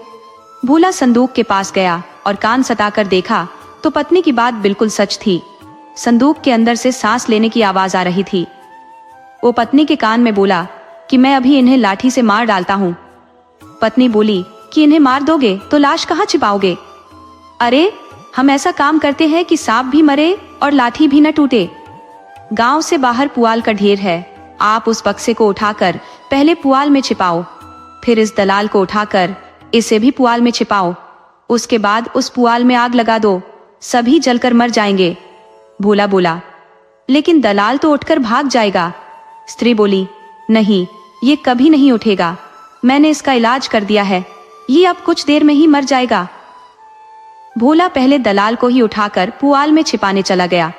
तभी पत्नी संदूक के पास गई और अचानक से उसके हाथ से एक बर्तन संदूक पर गिर गया। बर्तन गिरते ही संदूक से आवाज आई कि अरे यार, कब तक संदूक में बंद रखोगे? हमारे हाथ पांव अकड़ गए हैं, जल्दी बाहर निकालो, हम अपना काम तमाम करें। साले ग्वाले को काट डालें और उस कुतिया को तुम्हारे हवाले करें। स्त्री बहुत चालाकी से धीरे से बोली कि थोड़ा और सब्र करो, ग्वाला रात को यहाँ नहीं सोता और बिना ग्वाले को मारे तुम अपनी बहन को नहीं पा सकते। अभी हम तुम्हें उस ग्वाले की झोपड़ी में लिए चलते हैं। भोला दलाल को पुआल में छिपाकर आ गया था। अब आते ही बक्से को उठाया और पुआल में ले जाकर छिपा दिया। स्त्री उसके साथ गई थी। वह अपने साथ आग की एक कंडी ले गई थी, उसने पुआल में रख दी। दोनों वहां से चले आए। थोड़ी देर में पुआल में आग लग गई। गांव के लोगों ने देखा तो आग बुझाने के लिए दौड़ लगा दी, मगर न तो वहां कोई पानी का स्रोत था न आग बुझाने का कोई और साधन। गर्मी का मौसम, थोड़ी देर में पुआल का ढेर जलकर खाक हो गया। पुआल के साथ स्त्री के 3 दुश्मन जलकर खाक हो गए। अब स्त्री को कोई भय नहीं रहा, अब वह निडर थी, तो भोला का भी कोई दुश्मन नहीं था। इस तरह पति पत्नी आनंद से रहने लगे थे, मगर पत्नी पति को लेकर चिंतित रहती थी। अक्सर देखा जाता है पति बहुत चतुर होता है, पत्नी थोड़ी कम अक्लमंद होती है, और जिसकी पत्नी ज्यादा अक्लमंद होती है तो उसका पति उससे कम अक्लमंद होता है। और जहाँ पति पत्नी दोनों अक्लमंद होते हैं वो घर या तो स्वर्ग बन जाता है। तो भोला की पत्नी अक्लमंद थी। घर बार, हिसाब किताब और घर चलाने की जिम्मेदारी उसने अपने ऊपर ले ली थी। भोला तो बस सुबह उठता, अपनी गायों को लेकर जंगल के आसपास के मैदान में चराने के लिए ले जाता और शाम होने पर फिर अपनी गायों को लेकर घर आ जाता। यही दिनचर्या थी भोला की। इसी तरह दोनों के दिन गुजर रहे थे। दोनों की शादी हुए और साथ रहते 3 साल गुजर गए थे, परंतु दोनों ने अभी तक कोई औलाद पैदा नहीं की थी। पहले तो पत्नी को लगा था कि अभी औलाद की क्या इतनी जल्दी है, परंतु समय गुजरने के बाद उसे लगने लगा कि शायद हमारे घर औलाद पैदा ही नहीं होगी। उसने मन की बात पति को बताई तो भोला उदास हो गया।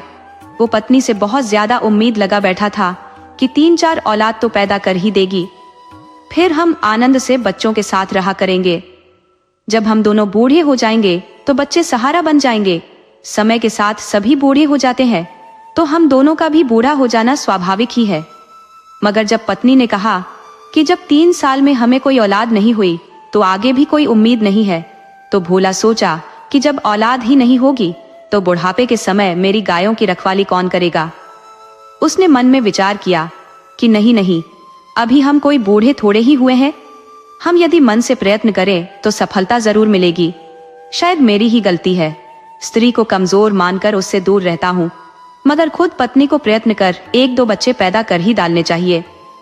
अब पति पत्नी एक दूसरे पर विशेष ध्यान देने लगे। भोला एक गाय का दूध पत्नी को पीने को दे दिया। वह कुछ दिन में शरीर से ठीक हो गई और भगवान की कृपा हुई तो वह गर्भवती हो गई और समय आने पर उसके घर में एक बच्चा पैदा हो गया। बच्चा बहुत ही सुंदर था। भोला बच्चे को देखकर फूला नहीं समा रहा था, तो पत्नी भी बहुत खुश थी। दोनों ने बच्चे का लालन पालन बहुत प्यार से किया। भोला ने अपने बच्चे का नाम बड़े प्यार से किशन रखा। किशन जन्म से ही तेज था। वह अपनी माँ पर गया था। माँ का प्यार पाकर किशन बड़ा होने लगा तो वह अपने पिता के साथ जंगल में गाय चराने की जिद करने लगा। हालांकि माँ नहीं चाहती थी कि बेटा छोटी अवस्था में गाय चराने जाए, मगर उसने जब जिद पकड़ ली तो भोला को कहना पड़ा कि भाग्यवान, तुम इसे मेरे साथ जाने दो। किशन अपने पिता के साथ गाय की रखवाली और गाय चराने के लिए जाने लगा। वह कई वर्षों तक इसी तरह अपने पिता के साथ गाय चराने जाया करता था। वह अब पीछे से पिता के लिए खाना लेकर अकेले भी जंगल जाने लगा था। भोला के पास अब 2-3 गायें ही नहीं थी, बल्कि अब उसके पास 30 से ज्यादा गायें हो चुकी थी। अब गायों की रखवाली को 2 आदमियों की जरूरत पड़ती थी, तो किशन अब बड़ा हो चला था। अकेले भी गायों की चरवाही के लिए जा सकता था, परंतु उसके पिता ने कभी उसे अकेले नहीं छोड़ा, वह साथ ही जाते थे। इस तरह दिन गुजरते रहे थे। तो एक दिन भोला की पत्नी बोली कि आपको कुछ ख्याल भी है? अपने बेटे की भी चिंता करो। अब वह ब्याह के योग्य हो चुका है, आप कहीं इसका ब्याह करा दो। तब भोला बोला कि भाग्यवान, दिन भर गाय चराता हूँ, शाम को घर आता हूँ। मेरा गांव के साहूकार और दुकानदार के अलावा कोई परिचय का नहीं है। अब तुम खुद चतुर हो, किसी स्त्री से बात चलाओ। शादी के मामले में स्त्रियां ही स्त्री की मदद करती है। अब हमारे पास कोई कमी भी तो नहीं है। स्त्री बोली कि अब मैं किससे बात करूं? न मेरा कोई मायका है, न सगे संबंधी। जो हो सब आप ही हो। आपके जितने संबंध है उतना ही मेरा है, मेरा अलग से कुछ भी नहीं है। फिर भी मैं 1-2 पड़ोसनों से बात चलाती हूँ। हालांकि वह जानती थी कि कोई भी मदद नहीं करेगी। वह उस स्त्री को अपनी बिरादरी की मानती ही नहीं थी। अक्सर पीठ पीछे बुराई भी करती रहती थी कि भोला कहीं से भगाकर लाया है, तो सामने तो हाँ में हाँ मिला देती, मगर वो अपने सगे संबंधी में किशन का ब्याह नहीं कराना चाहती थी। इस तरह 1 साल और गुजर गया। भोला ने कुछ जमीन भी खरीद ली थी और उसमें खेती की थी कि दुर्भाग्य से उसी समय उस क्षेत्र में भयंकर अकाल पड़ गया। उस क्षेत्र के घास पात, पेड़ पौधे सब सूखने लगे। भोला का खेत सूख गया। पहले खेती वर्षा पर आधारित होती थी, सिंचाई का कोई साधन नहीं होता था, तो भोला की खड़ी फसल सूख गई। अब स्थिति यह बन गई कि गायों के लिए भी अब कोई हरा भरा चारागाह नहीं बचा। गायें भूखी रहने लगी। जंगल में पेड़ पौधे भी सूखने लगे थे। जमीन की घास वैसे ही सूख गई थी जैसे किसी ने आग लगाकर जला दिया हो। गायों का अब ठीक से पेट नहीं भर पा रहा था। तब किशन अपने पिता से बोला कि पिताजी, आप अभी इधर ही गायों की रखवाली करें। मैंने देखा है कि पहाड़ी में झरने गिरते रहते हैं, उनके आसपास हरी घास उगी रहती है। आप इधर ही गायों की रखवाली कीजिए, तब तक मैं उस दूर दिखने वाली पहाड़ी के पास घास का चारागाह पता करके आता हूँ। पहाड़ों में झरने बहते रहते हैं, वह आगे चलकर नाले का रूप ले लेते हैं। नाले के दोनों तरफ हमेशा हरी घास उगी रहती है। हमें हमारी गायों के लिए घास के साथ पानी का भी प्रबंध हो जाएगा। किशन के पिता भोला बोले, बेटा, दिखने में पहाड़ बहुत नजदीक दिखाई देता है, परंतु है बहुत दूर। जा रहे हो तो शाम तक हर हाल में लौट आना। वैसे तो मैं कोई चतुर आदमी नहीं हूँ, मगर तुम्हारी माँ की बताई बात तुम्हें बताता हूँ। तेरी माँ कहती है कि रास्ते में हर इंसान को 3 कांटे मिलते हैं, उनसे बचकर जाना और बचकर आना। किशन बोला, पिताजी, मैं कुछ समझा नहीं, वो 3 कांटे कौन से हैं और ये माँ को कैसे पता है? तब भोला ने बताया कि तेरी माँ बहुत ज्ञान रखती है, मैं खुद उसके बताए पर ही चलता हूँ। ज्ञान की बातें आदमी को किसी से भी सीख लेनी चाहिए। तो जब मेरी पत्नी खुद ज्ञानी है तो मुझे बाहर क्या जाना, उसी को गुरु बना लिया हूँ। अब तुम ध्यान से सुनो। पहला कांटा ठग किस्म के लोग होते हैं जो रास्ते में किसी को ठगने के लिए बैठे रहते हैं। वो बहुत मीठे बोलते हैं और लोगों को बातों में उलझाकर ठग लेते हैं। वह स्त्री पुरुष किसी भी रूप में हो सकते हैं। दूसरा कांटा है चंचल, चप्पल स्त्रियां, जो अपनी वासना की भूख मिटाने के लिए सुंदर पुरुषों की तलाश में यदा कदा मिल ही जाती है।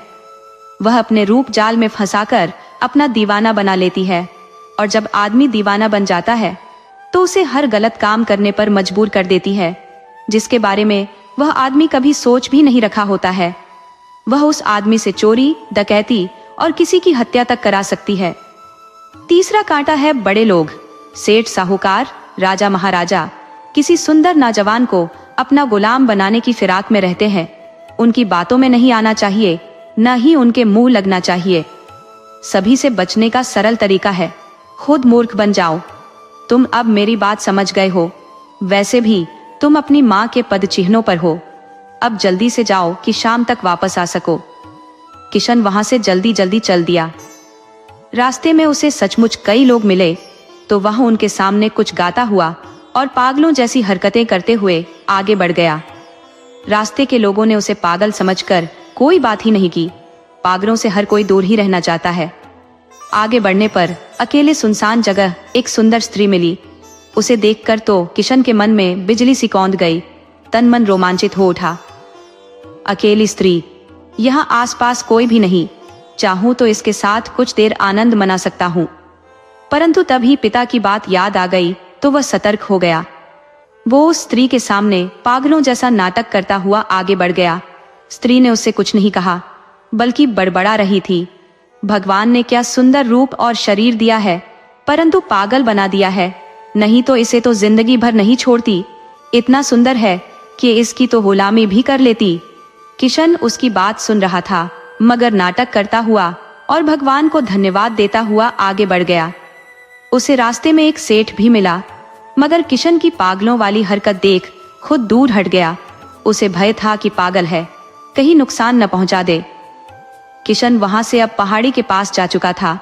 उसने वहां बहुत सुंदर एक गुफा देखी।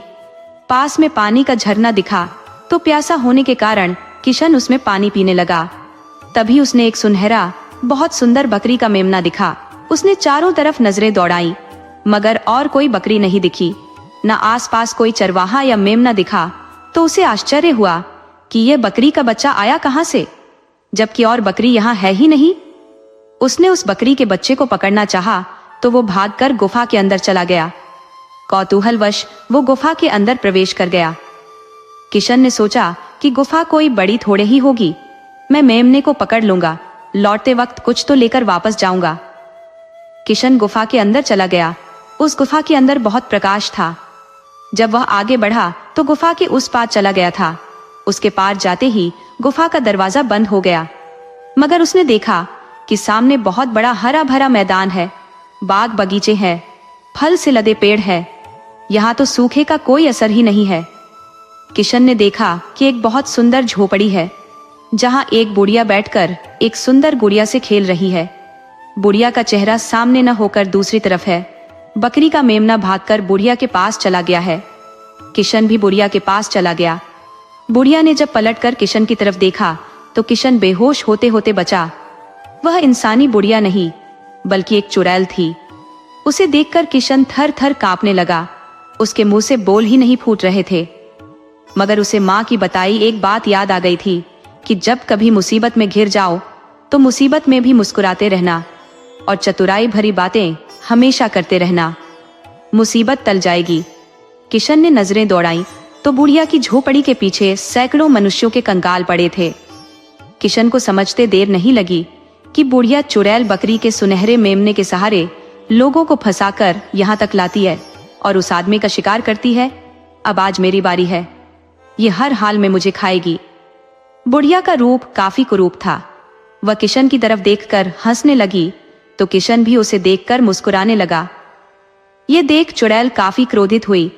वो किशन से बोली कि मूर्ख, तुम्हें मुझसे जरा भी डर नहीं लग रहा? तुम्हें तो मैं कुछ ही क्षणों में खाने वाली हूं और तू हंस रहा है। किशन बोला, तुम मुझे खा ही नहीं सकती क्योंकि तुम तो मेरी अम्मा हो और माँ अपने बच्चे को कभी नहीं खाती, और तुम अगर खाना ही चाहती हो तो शौक से अपने पुत्र को खा जाओ। बुढ़िया बोली, मूर्ख, मैं तो कुमारी मरी थी, मुझे तो कोई बच्चा ही नहीं हुआ था, फिर तू मेरा बेटा बनकर कहां से आ गया? किशन बोला, यह बात कोई बेटा नहीं जानता कि माँ ने उसे कैसे जन्म दिया, उसका पिता कौन है, वह जायज है या नाजायज है, ये बात सिर्फ माँ जानती है। वह तो बस इतना जानता है कि वह उसका बेटा है। उसी तरह मैं जानता हूँ कि तुम मेरी अम्मा हो। अब तुम जानो कि कैसे मेरी अम्मा हो।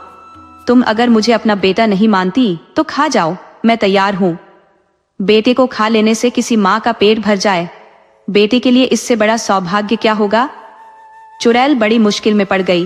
वह किशन से बोली, तो अवश्य किसी जन्म में मेरा बेटा रहा होगा जो मुझे याद नहीं आ रहा, वरना किसी में इतनी हिम्मत ही नहीं हुई कि मेरे से आंख मिलाकर बात कर सके। मैं अब तुम्हें नहीं मार सकती, तू अब जिंदा रहेगा, परंतु तुम्हें मेरे पास ही रहना होगा। मैं तेरी शादी भी इस गुड़िया से करा देती हूँ। किशन बोला, अम्मा, किसी लकड़ी की गुड़िया से भी किसी का ब्याह होता है? चुड़ैल बोली, मूर्ख, ये लकड़ी की गुड़िया नहीं बल्कि तुम्हारे राज्य की राजकुमारी है। मैंने इसे अपने जादू से गुड़िया बना दिया है। मैं इससे तुम्हारी शादी करा दूंगी। मैं तुम्हें वह मंत्र भी सिखा दूंगी जिससे कि तू इसे रात में अपने साथ सोने के लिए स्त्री बना सके, फिर रोज सुबह में इसे गुड़िया बनाकर मुझे लौटा देना।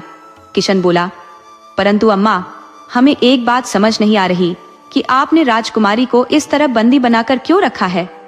चुड़ैल बोली, बेटा, मैं शुरू से चुड़ैल नहीं थी, मैं एक वैद्य की बेटी थी। मेरे पिता राज दरबार में राज वैद्य थे। मैंने पिता से वैद्य का काम सीख लिया था। मैं स्त्रियों का इलाज करती थी। एक दिन राज दरबार में बीमार रहने के कारण मेरे पिता नहीं जा पाए थे। उधर रानी को प्रसव होना था। राजा ने सेनापति को मेरे घर मेरे पिता को लाने के लिए भेजा। पिता की तबीयत ठीक नहीं होने के कारण पिता ने मुझे सेनापति के साथ भेज दिया। सेनापति की नीयत मुझे कुछ ठीक नहीं लगी। मैं राज दरबार में रानी का इलाज किया और घर लौटने के लिए राजा से अनुमति मांगी, तो राजा ने फिर से सेनापति के साथ मुझे भेज दिया। मैं उसके साथ रात में घर नहीं जाना चाहती थी। मैं एक कुंवारी लड़की थी। मुझे सेनापति से काफी डर लग रहा था, फिर भी मुझे उसके साथ जाना पड़ा। सेनापति ने एक सुनसान जगह पाकर भेड़िए की तरह मुझ पर टूट पड़ा और मेरी इज्जत लूट ली।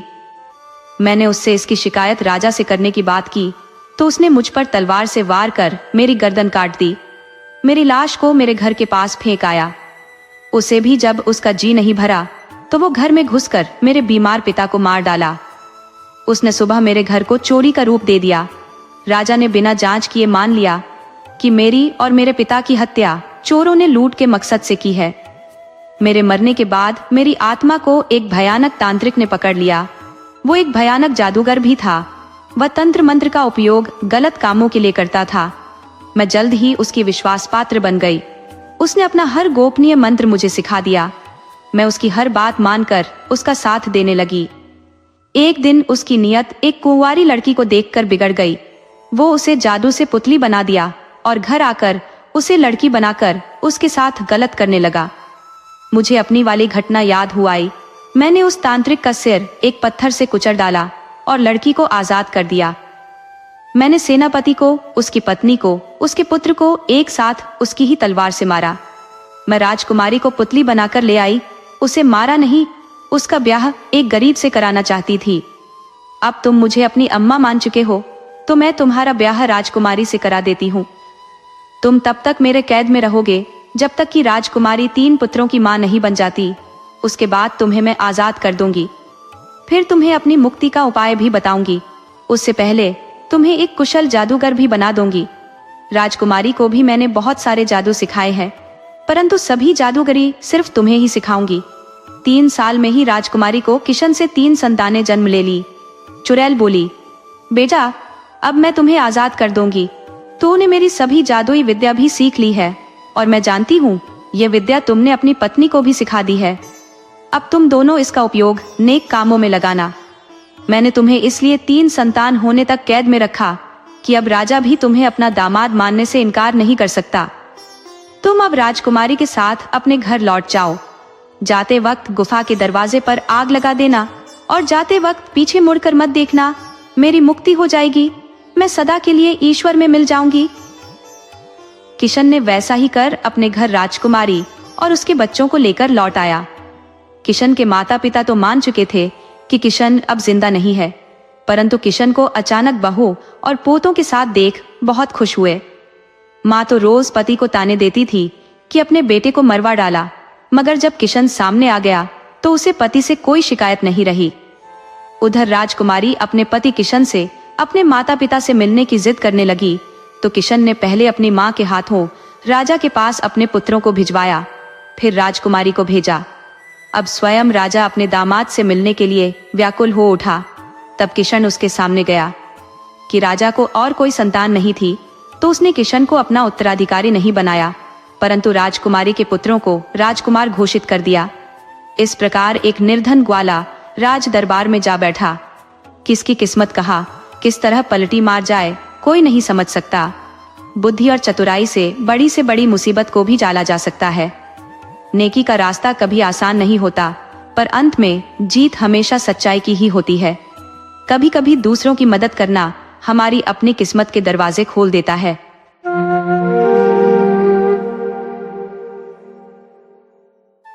आज हम लेकर आए हैं ठगों के सरदार की कहानी।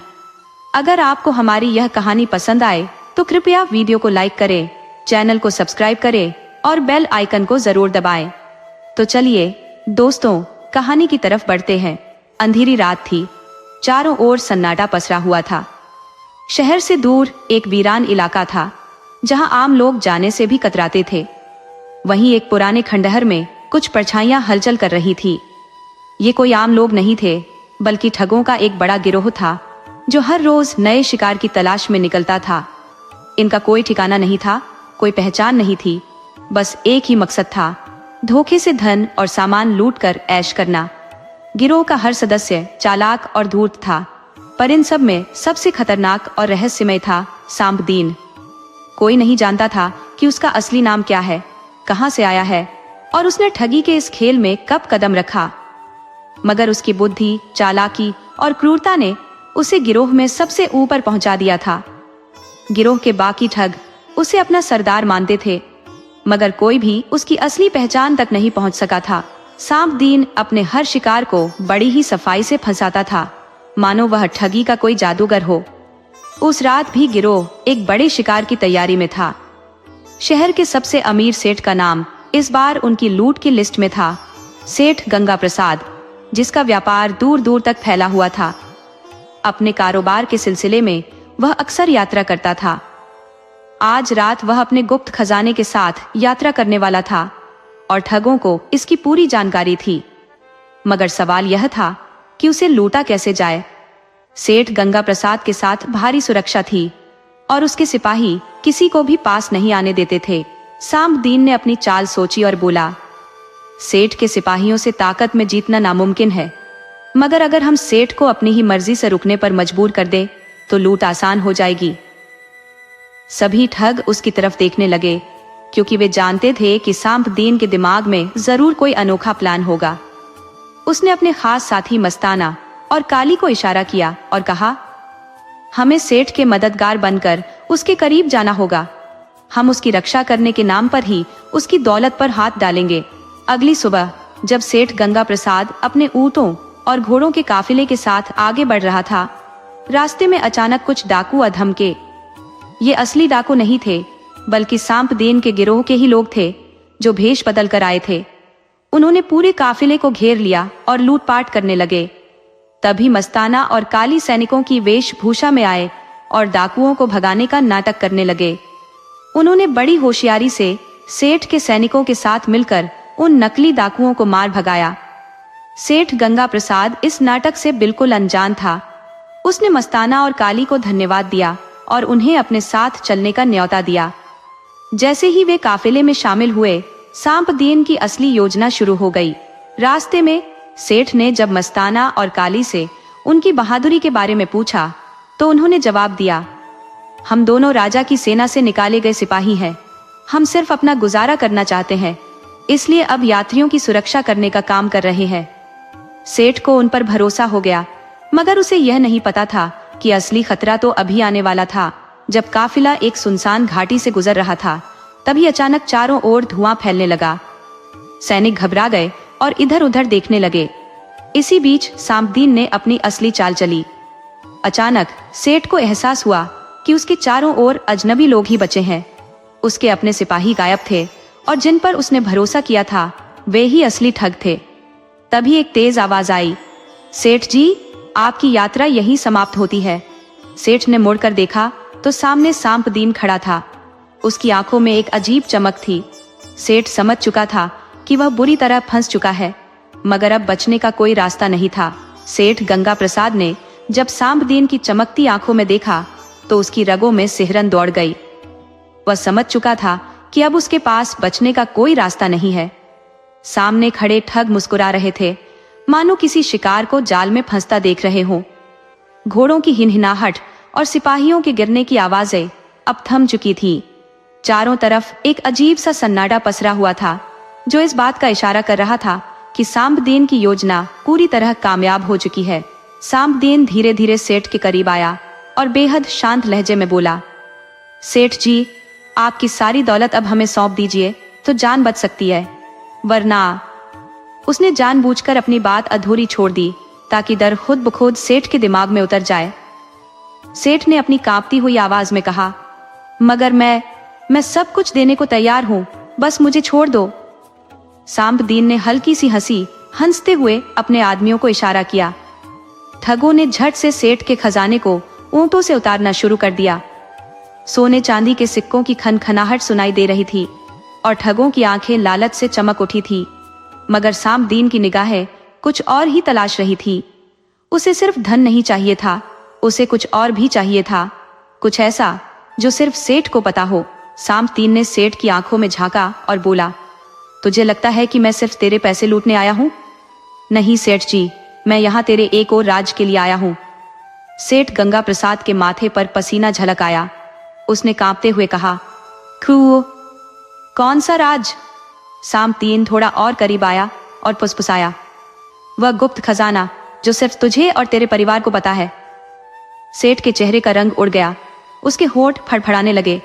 वह समझ नहीं पा रहा था कि सांबदीन को उसके गुप्त खजाने के बारे में कैसे पता चला। सेठ ने खुद को संभालते हुए झूठी हंसी में कहा, हाँ, कैसा खजाना? मैं कुछ नहीं जानता। सांबदीन ने उसकी आंखों में देखा और तुरंत समझ गया कि सेठ झूठ बोल रहा है। वह मुस्कुराया और बोला, अगर नहीं बताएगा तो तेरी बेटी को उठा लूंगा। सेठ का दिल जोर से धड़क उठा। उसे यकीन नहीं हुआ कि सांबदीन को उसकी बेटी के बारे में भी पता था। सांबदीन ने अपनी जेब से एक छोटी सी तस्वीर निकाली और सेठ के सामने लहराई। सेठ की आंखों में भय था।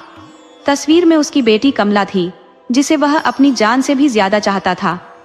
सेठ हड़बड़ा गया और हाथ जोड़कर बोला, नहीं, मेरी बेटी को मत छूना, मैं सब कुछ बता दूंगा। सांपदीन ने संतोष की मुस्कान के साथ कहा, तो जल्दी बता, वह खजाना कहाँ है? सेठ ने कांपते हाथों से इशारा किया। शहर से 3 कोस दूर एक पुराना मंदिर है, वहां के तहखाने में वह खजाना छुपा है। सांपदीन के चेहरे पर गहरी संतुष्टि झलक उठी। उसे वही चाहिए था। सेठ का खजाना लूटकर ठगों का काफिला वहां से तेजी से निकल गया। सेठ जमीन पर गिर पड़ा। उसके शरीर से जैसे सारी ताकत खत्म हो चुकी थी। रास्ते में मस्ताना ने सांपदीन से पूछा, सरदार, तुम्हें इस खजाने की खबर कैसे लगी? सांपदीन हल्के से मुस्कुराया और बोला, हर चीज का एक राज होता है मस्ताना, और वह राज सिर्फ मैं जानता हूँ। रात के अंधेरे में ठगों का काफिला शहर से दूर जंगल की ओर बढ़ चला। किसी को नहीं पता था कि सांपदीन कौन है, कहां से आया है और क्यों वह हमेशा हर किसी से एक कदम आगे रहता है। मगर इतना तय था कि ठगों का यह सरदार कोई मामूली इंसान नहीं था।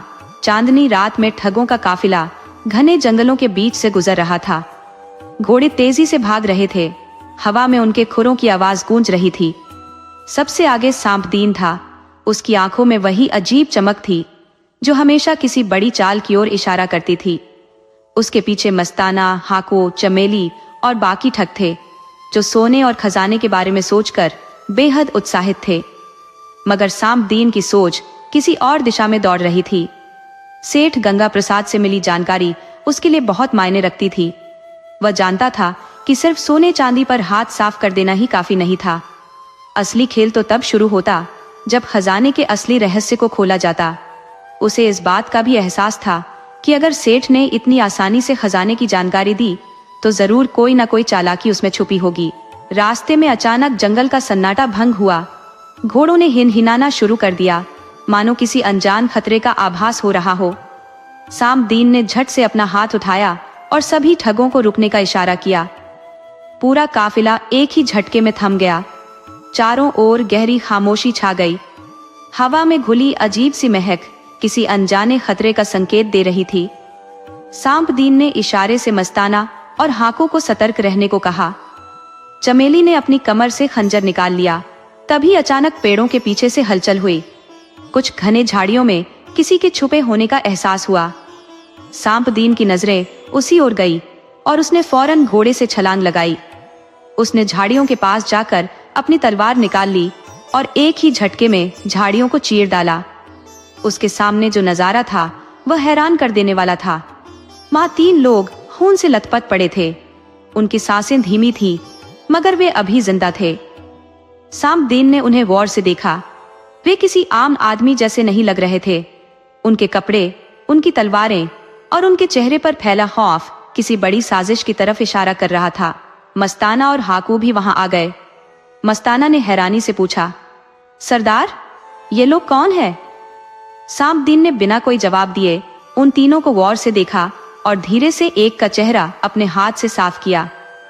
उसके चेहरे पर गहरी चोट थी, मगर जैसे ही उसकी आंखें खुली वह सांपदीन को देखकर चौंक गया। सांपदीन ने अपनी तलवार उसके गले पर टिका दी और ठंडी आवाज में पूछा, कौन हो तुम और यहाँ क्या कर रहे थे? वह आदमी कांपते हुए बोला, मुझे मत मारो, हम राजा के सिपाही हैं। इतना सुनते ही ठगों में हलचल मच गई। हाकू ने झट से अपनी तलवार निकाल ली और गुस्से में बोला, राजा के सिपाही? तो इसका मतलब हमें पकड़ने आए थे? सांपदीन ने हाकू को रोकते हुए उस घायल सिपाही से पूछा, अगर तुम राजा के सिपाही हो तो यहाँ इस हालत में क्यों पड़े हो? सिपाही ने दर्द से कराहते हुए कहा, हमें धोखा दिया गया। हमने एक गुप्त मिशन के तहत उस खजाने की रखवाली करने का आदेश पाया था, मगर किसी ने हमारे ही साथ विश्वासघात किया। सांपदीन की आंखों में एक नई दिलचस्पी जाग उठी। उसने आगे झुककर कहा, किसने विश्वासघात किया? सिपाही की आवाज कांप रही थी। उसने धीरे से कहा, वही जिसने तुम्हें यह जानकारी दी है, सेठ गंगा प्रसाद। यह सुनते ही पूरी टोली चौंक गई। मस्ताना गुस्से में बड़बड़ाया, मतलब सेठ ने हमें जाल में फंसाने की कोशिश की? सांपदीन हल्के से मुस्कुराया, उसे पहले ही इस बात की आशंका थी। वह जानता था कि सेठ इतना सीधा नहीं हो सकता। वह किसी बड़ी चाल का हिस्सा जरूर था। सामदीन ने सिपाही से पूछा, सेठ ने तुम्हें क्या कहा था? सिपाही ने दर्द से कराहते हुए जवाब दिया, उसने राजा से कहा था कि खजाने पर खतरा है। राजा ने हमें खजाने की सुरक्षा के लिए भेजा था, मगर जब हम वहां पहुंचे तो हम पर अचानक हमला हो गया। हमें धोखा दिया गया। हमारे अपने ही लोगों ने हमें मारने की कोशिश की। बचने के लिए हम यहाँ भाग आए। सामदीन ने गहरी सांस ली। अब खेल साफ हो चुका था। सेठ ने राजा को यह यकीन दिलाया था कि खजाने पर खतरा है, ताकि राजा अपने सिपाही वहां भेज दे। मगर असल में सेठ खुद ही किसी और के साथ मिलकर खेल खेल रहा था। हाकू ने तलवार को जोर से जमीन पर मारा और गुस्से में बोला, तो सेठ ने हमें मूर्ख बनाया। हमें वापस जाकर उसकी खबर लेनी चाहिए। मगर सामदीन ने उसे रोकते हुए कहा, नहीं, ये लड़ाई सीधी नहीं होगी। हमें यह जानना होगा कि सेठ के पीछे कौन है। हमें खेल उसके ही अंदाज में खेलना होगा। मस्ताना ने पूछा, तो अब क्या करेंगे सरदार? सामदीन ने सिपाही की ओर देखा और कहा, पहले इनकी जान बचानी होगी। इन्हें ठीक से पूछताछ के काबिल बनाना होगा। उसके बाद हम खजाने के असली रहस्य तक पहुंचेंगे। रात की चांदनी अब और ज्यादा गहरी हो चुकी थी। हवा में एक अनजाना तनाव था। ठगों का यह कारवां अब सिर्फ लूट का नहीं था, बल्कि एक बहुत बड़े रहस्य की ओर बढ़ रहा था। गहरी रात का सन्नाटा जंगल में पसरा हुआ था। पेड़ों के बीच धीमी हवा चल रही थी, जो पत्तों को हिलाकर अजीब सी फुसफुसाहट पैदा कर रही थी। उस जगह पर घायल सिपाही कराह रहे थे। सामदीन एक बड़े पत्थर पर बैठा हुआ गहरी सोच में डूबा था। उसके चेहरे पर वही ठहराव था जो किसी बड़े तूफान से पहले होता है। मस्ताना और हाकू पास ही बैठे थे, जबकि चमेली घायलों की मरहम पट्टी कर रही थी। ठगों को अब यह एहसास हो चुका था कि सेठ गंगा प्रसाद ने न सिर्फ उन्हें धोखा दिया, बल्कि वह किसी बड़ी साजिश का हिस्सा भी था। सवाल यह था कि आखिर खेल कौन खेल रहा था, राजा, सेठ या कोई और जो पर्दे के पीछे था। सामदीन ने धीरे से अपनी तलवार की नोक जमीन पर टिकाई और सिपाही की ओर देखा, जिसकी सांसें अब कुछ संभल चुकी थी। उसने गहरी आवाज में कहा, तुम्हें पूरा सच बताना होगा, वरना तुम्हारी जान बचाने का कोई फायदा नहीं होगा। सिपाही ने मुश्किल से आंखें खोली और कांपते हुए कहा, मुझे जितना पता है वह सब बताऊंगा। हाकू गुस्से से बोला, समय मत बर्बाद कर, सीधे मुद्दे पर आ। सिपाही ने लंबी सांस ली और कहना शुरू किया, सेठ गंगा प्रसाद ने राजा को भरोसा दिलाया कि खजाने पर खतरा है।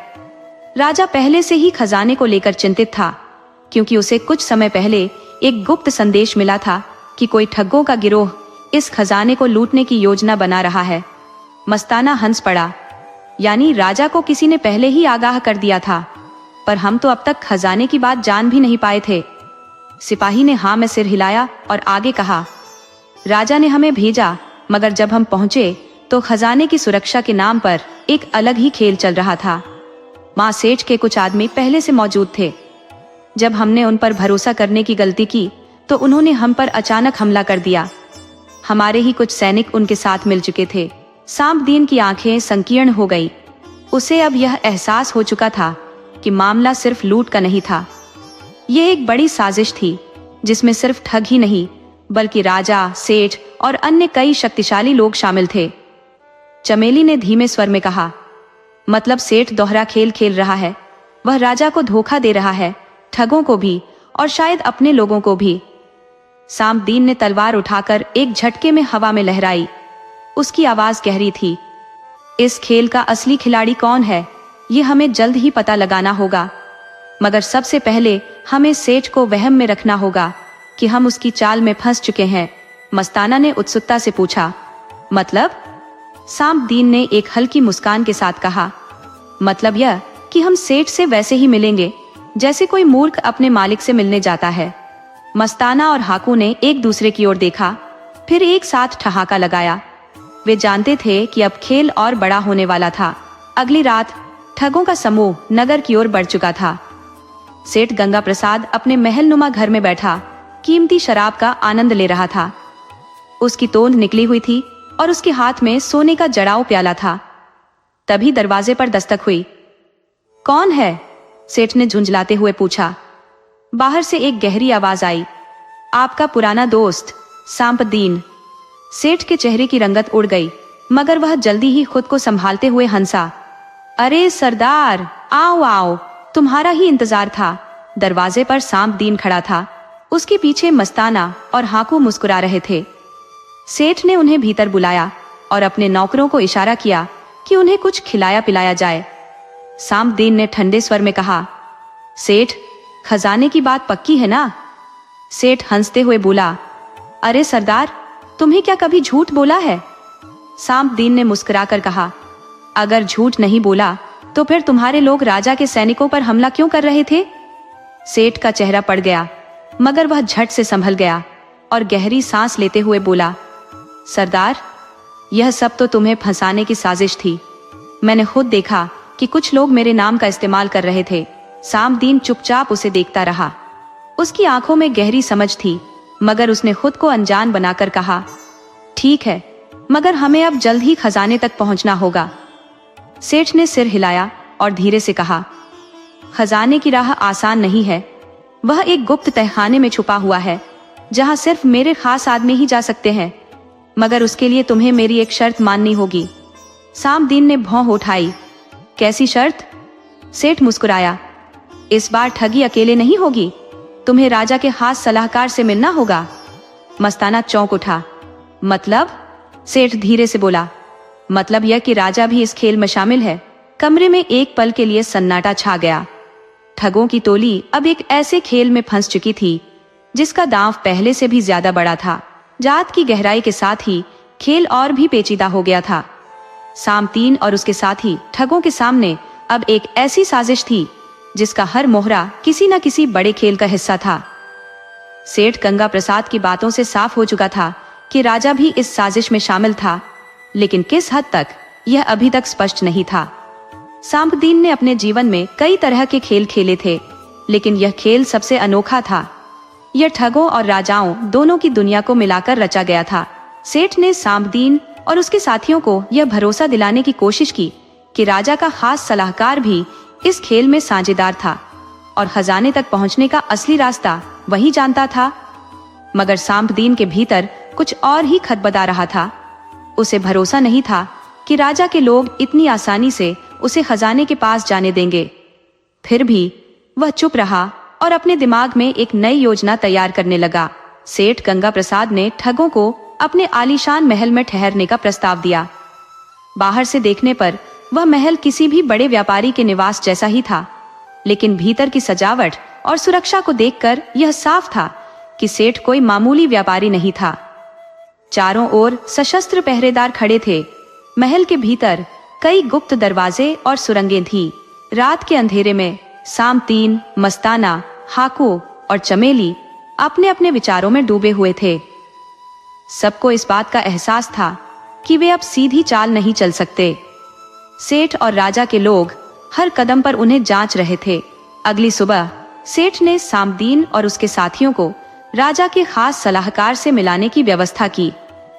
ये मुलाकात महल के बाहर एक सुनसान किले के खंडहर में होनी थी। सेठ खुद भी इस मुलाकात में शामिल होने वाला था। जब सांपदीन और उसके साथी उस खंडहर में पहुंचे तो वहां पहले से ही एक घुड़सवार मौजूद था। उसकी आंखें तेज थी और उसकी पोशाक साधारण मगर प्रभावशाली थी। वह कोई और नहीं बल्कि राजा का सबसे खास सलाहकार वीरभान था। वीरभान ने सांपदीन की ओर देखा और हल्की मुस्कान के साथ बोला, तो तुम ही हो वह सांपदीन जिसकी कहानियां मैंने सुनी है। सांपदीन ने जवाब दिया, अगर तुमने कहानियां सुनी है तो यह भी जानते होगे कि मैं किसी के भी साथ खेल सकता हूँ, मगर हारना मेरी फितरत नहीं है। वीरभान हंसा। मुझे इसी जवाब की उम्मीद थी। सेठ ने बीच में आते हुए कहा, वीरभान जी, अब हमें असली बात पर आना चाहिए। सरदार सांपदीन और उसके साथी इस खेल में हमारे साथ है, मगर उन्हें कुछ ठोस भरोसा चाहिए। वीरभान ने गंभीर स्वर में कहा, खजाने की बात सच है, मगर वह इतना आसान नहीं है जितना तुम लोग सोच रहे हो। वह एक गुप्त तहखाने में छुपा हुआ है जिसकी सुरक्षा राजा के खास पहरेदार करते हैं। और सबसे बड़ा सच ये है कि उस तहखाने की चाबी सिर्फ राजा के पास है। मस्ताना चौंक कर बोला, मतलब खजाने तक पहुंचने के लिए हमें राजा को भी अपने खेल में शामिल करना होगा? वीरभान ने सिर हिलाया, बिल्कुल नहीं। राजा को इस खेल में शामिल करना अपने ही गले में फंदा डालने जैसा होगा। लेकिन मैं जानता हूँ कि राजा की चाबी कैसे हासिल की जा सकती है। उसके पास एक खास कमरा है जहाँ वह हर रात अकेले जाता है। उस कमरे में वह अपनी सबसे कीमती चीजें छुपा कर रखता है। हाकू ने उत्सुकता से पूछा, तुम्हें यह सब कैसे पता? वीरभान मुस्कुराया, क्योंकि मैं ही वह शख्स हूँ जिसने राजा को यह तहखाना बनाने की सलाह दी थी। अब तक सांपदीन खामोश था, लेकिन उसके दिमाग में योजना तेजी से बन रही थी। उसने वीरभान की आंखों में देखा और कहा, अगर हम राजा के कमरे में घुसकर चाबी चुरा लें तो फिर हमें खजाने तक पहुंचने से कोई नहीं रोक सकता। वीरभान ने सहमति में सिर हिलाया, मगर यह इतना आसान नहीं होगा। राजा के महल में सुरक्षा बहुत कड़ी है। अगर हम एक भी गलती करते हैं तो वहां से जिंदा निकलना मुश्किल होगा। सेठ ने अपनी भारी आवाज में कहा, मगर हमें यह जोखिम उठाना ही होगा। अगली रात योजना के अनुसार सांपदीन और उसके साथी महल में दाखिल होने की तैयारी कर रहे थे। वीरभान ने उन्हें महल के भीतर जाने का गुप्त रास्ता बताया था, जो पुराने कुएं के नीचे से होकर जाता था। आधी रात होते ही सांपदीन, मस्ताना, हाकू और चमेली उस कुएं के रास्ते महल के अंदर दाखिल हुए। वीरभान पहले ही अपने स्तर पर पहरेदारों को गुमराह करने की योजना बना चुका था। सब कुछ योजनाबद्ध तरीके से हो रहा था, मगर जैसे ही वे राजा के निजी कक्ष के करीब पहुंचे, अचानक चारों ओर मशालें जल उठी और दर्जनों सैनिकों ने उन्हें घेर लिया। सांपदीन ने एक नजर सेठ पर डाली, जो मुस्कुरा रहा था। धोखा? मस्ताना दांत पीसकर बोला। सेठ ने वीरभान की तरफ इशारा किया। वीरभान ने कोई प्रतिक्रिया नहीं दी। राजा के सिपाहियों ने तलवारें निकाल ली थी। लड़ाई अब शुरू होने ही वाली थी। कहानी के इस मोड़ पर हमें यह सीखने को मिलता है कि लालच और विश्वासघात की दुनिया में कोई भी सचमुच भरोसेमंद नहीं होता। ठगों का सरदार सांपदीन जितना भी चालाक था, उससे भी अधिक चालाकी से खेला गया यह खेल यह दर्शाता है कि शक्ति और धन की लड़ाई में अंततः वही जीतता है जो दूरदृष्टि और धैर्य रखता है।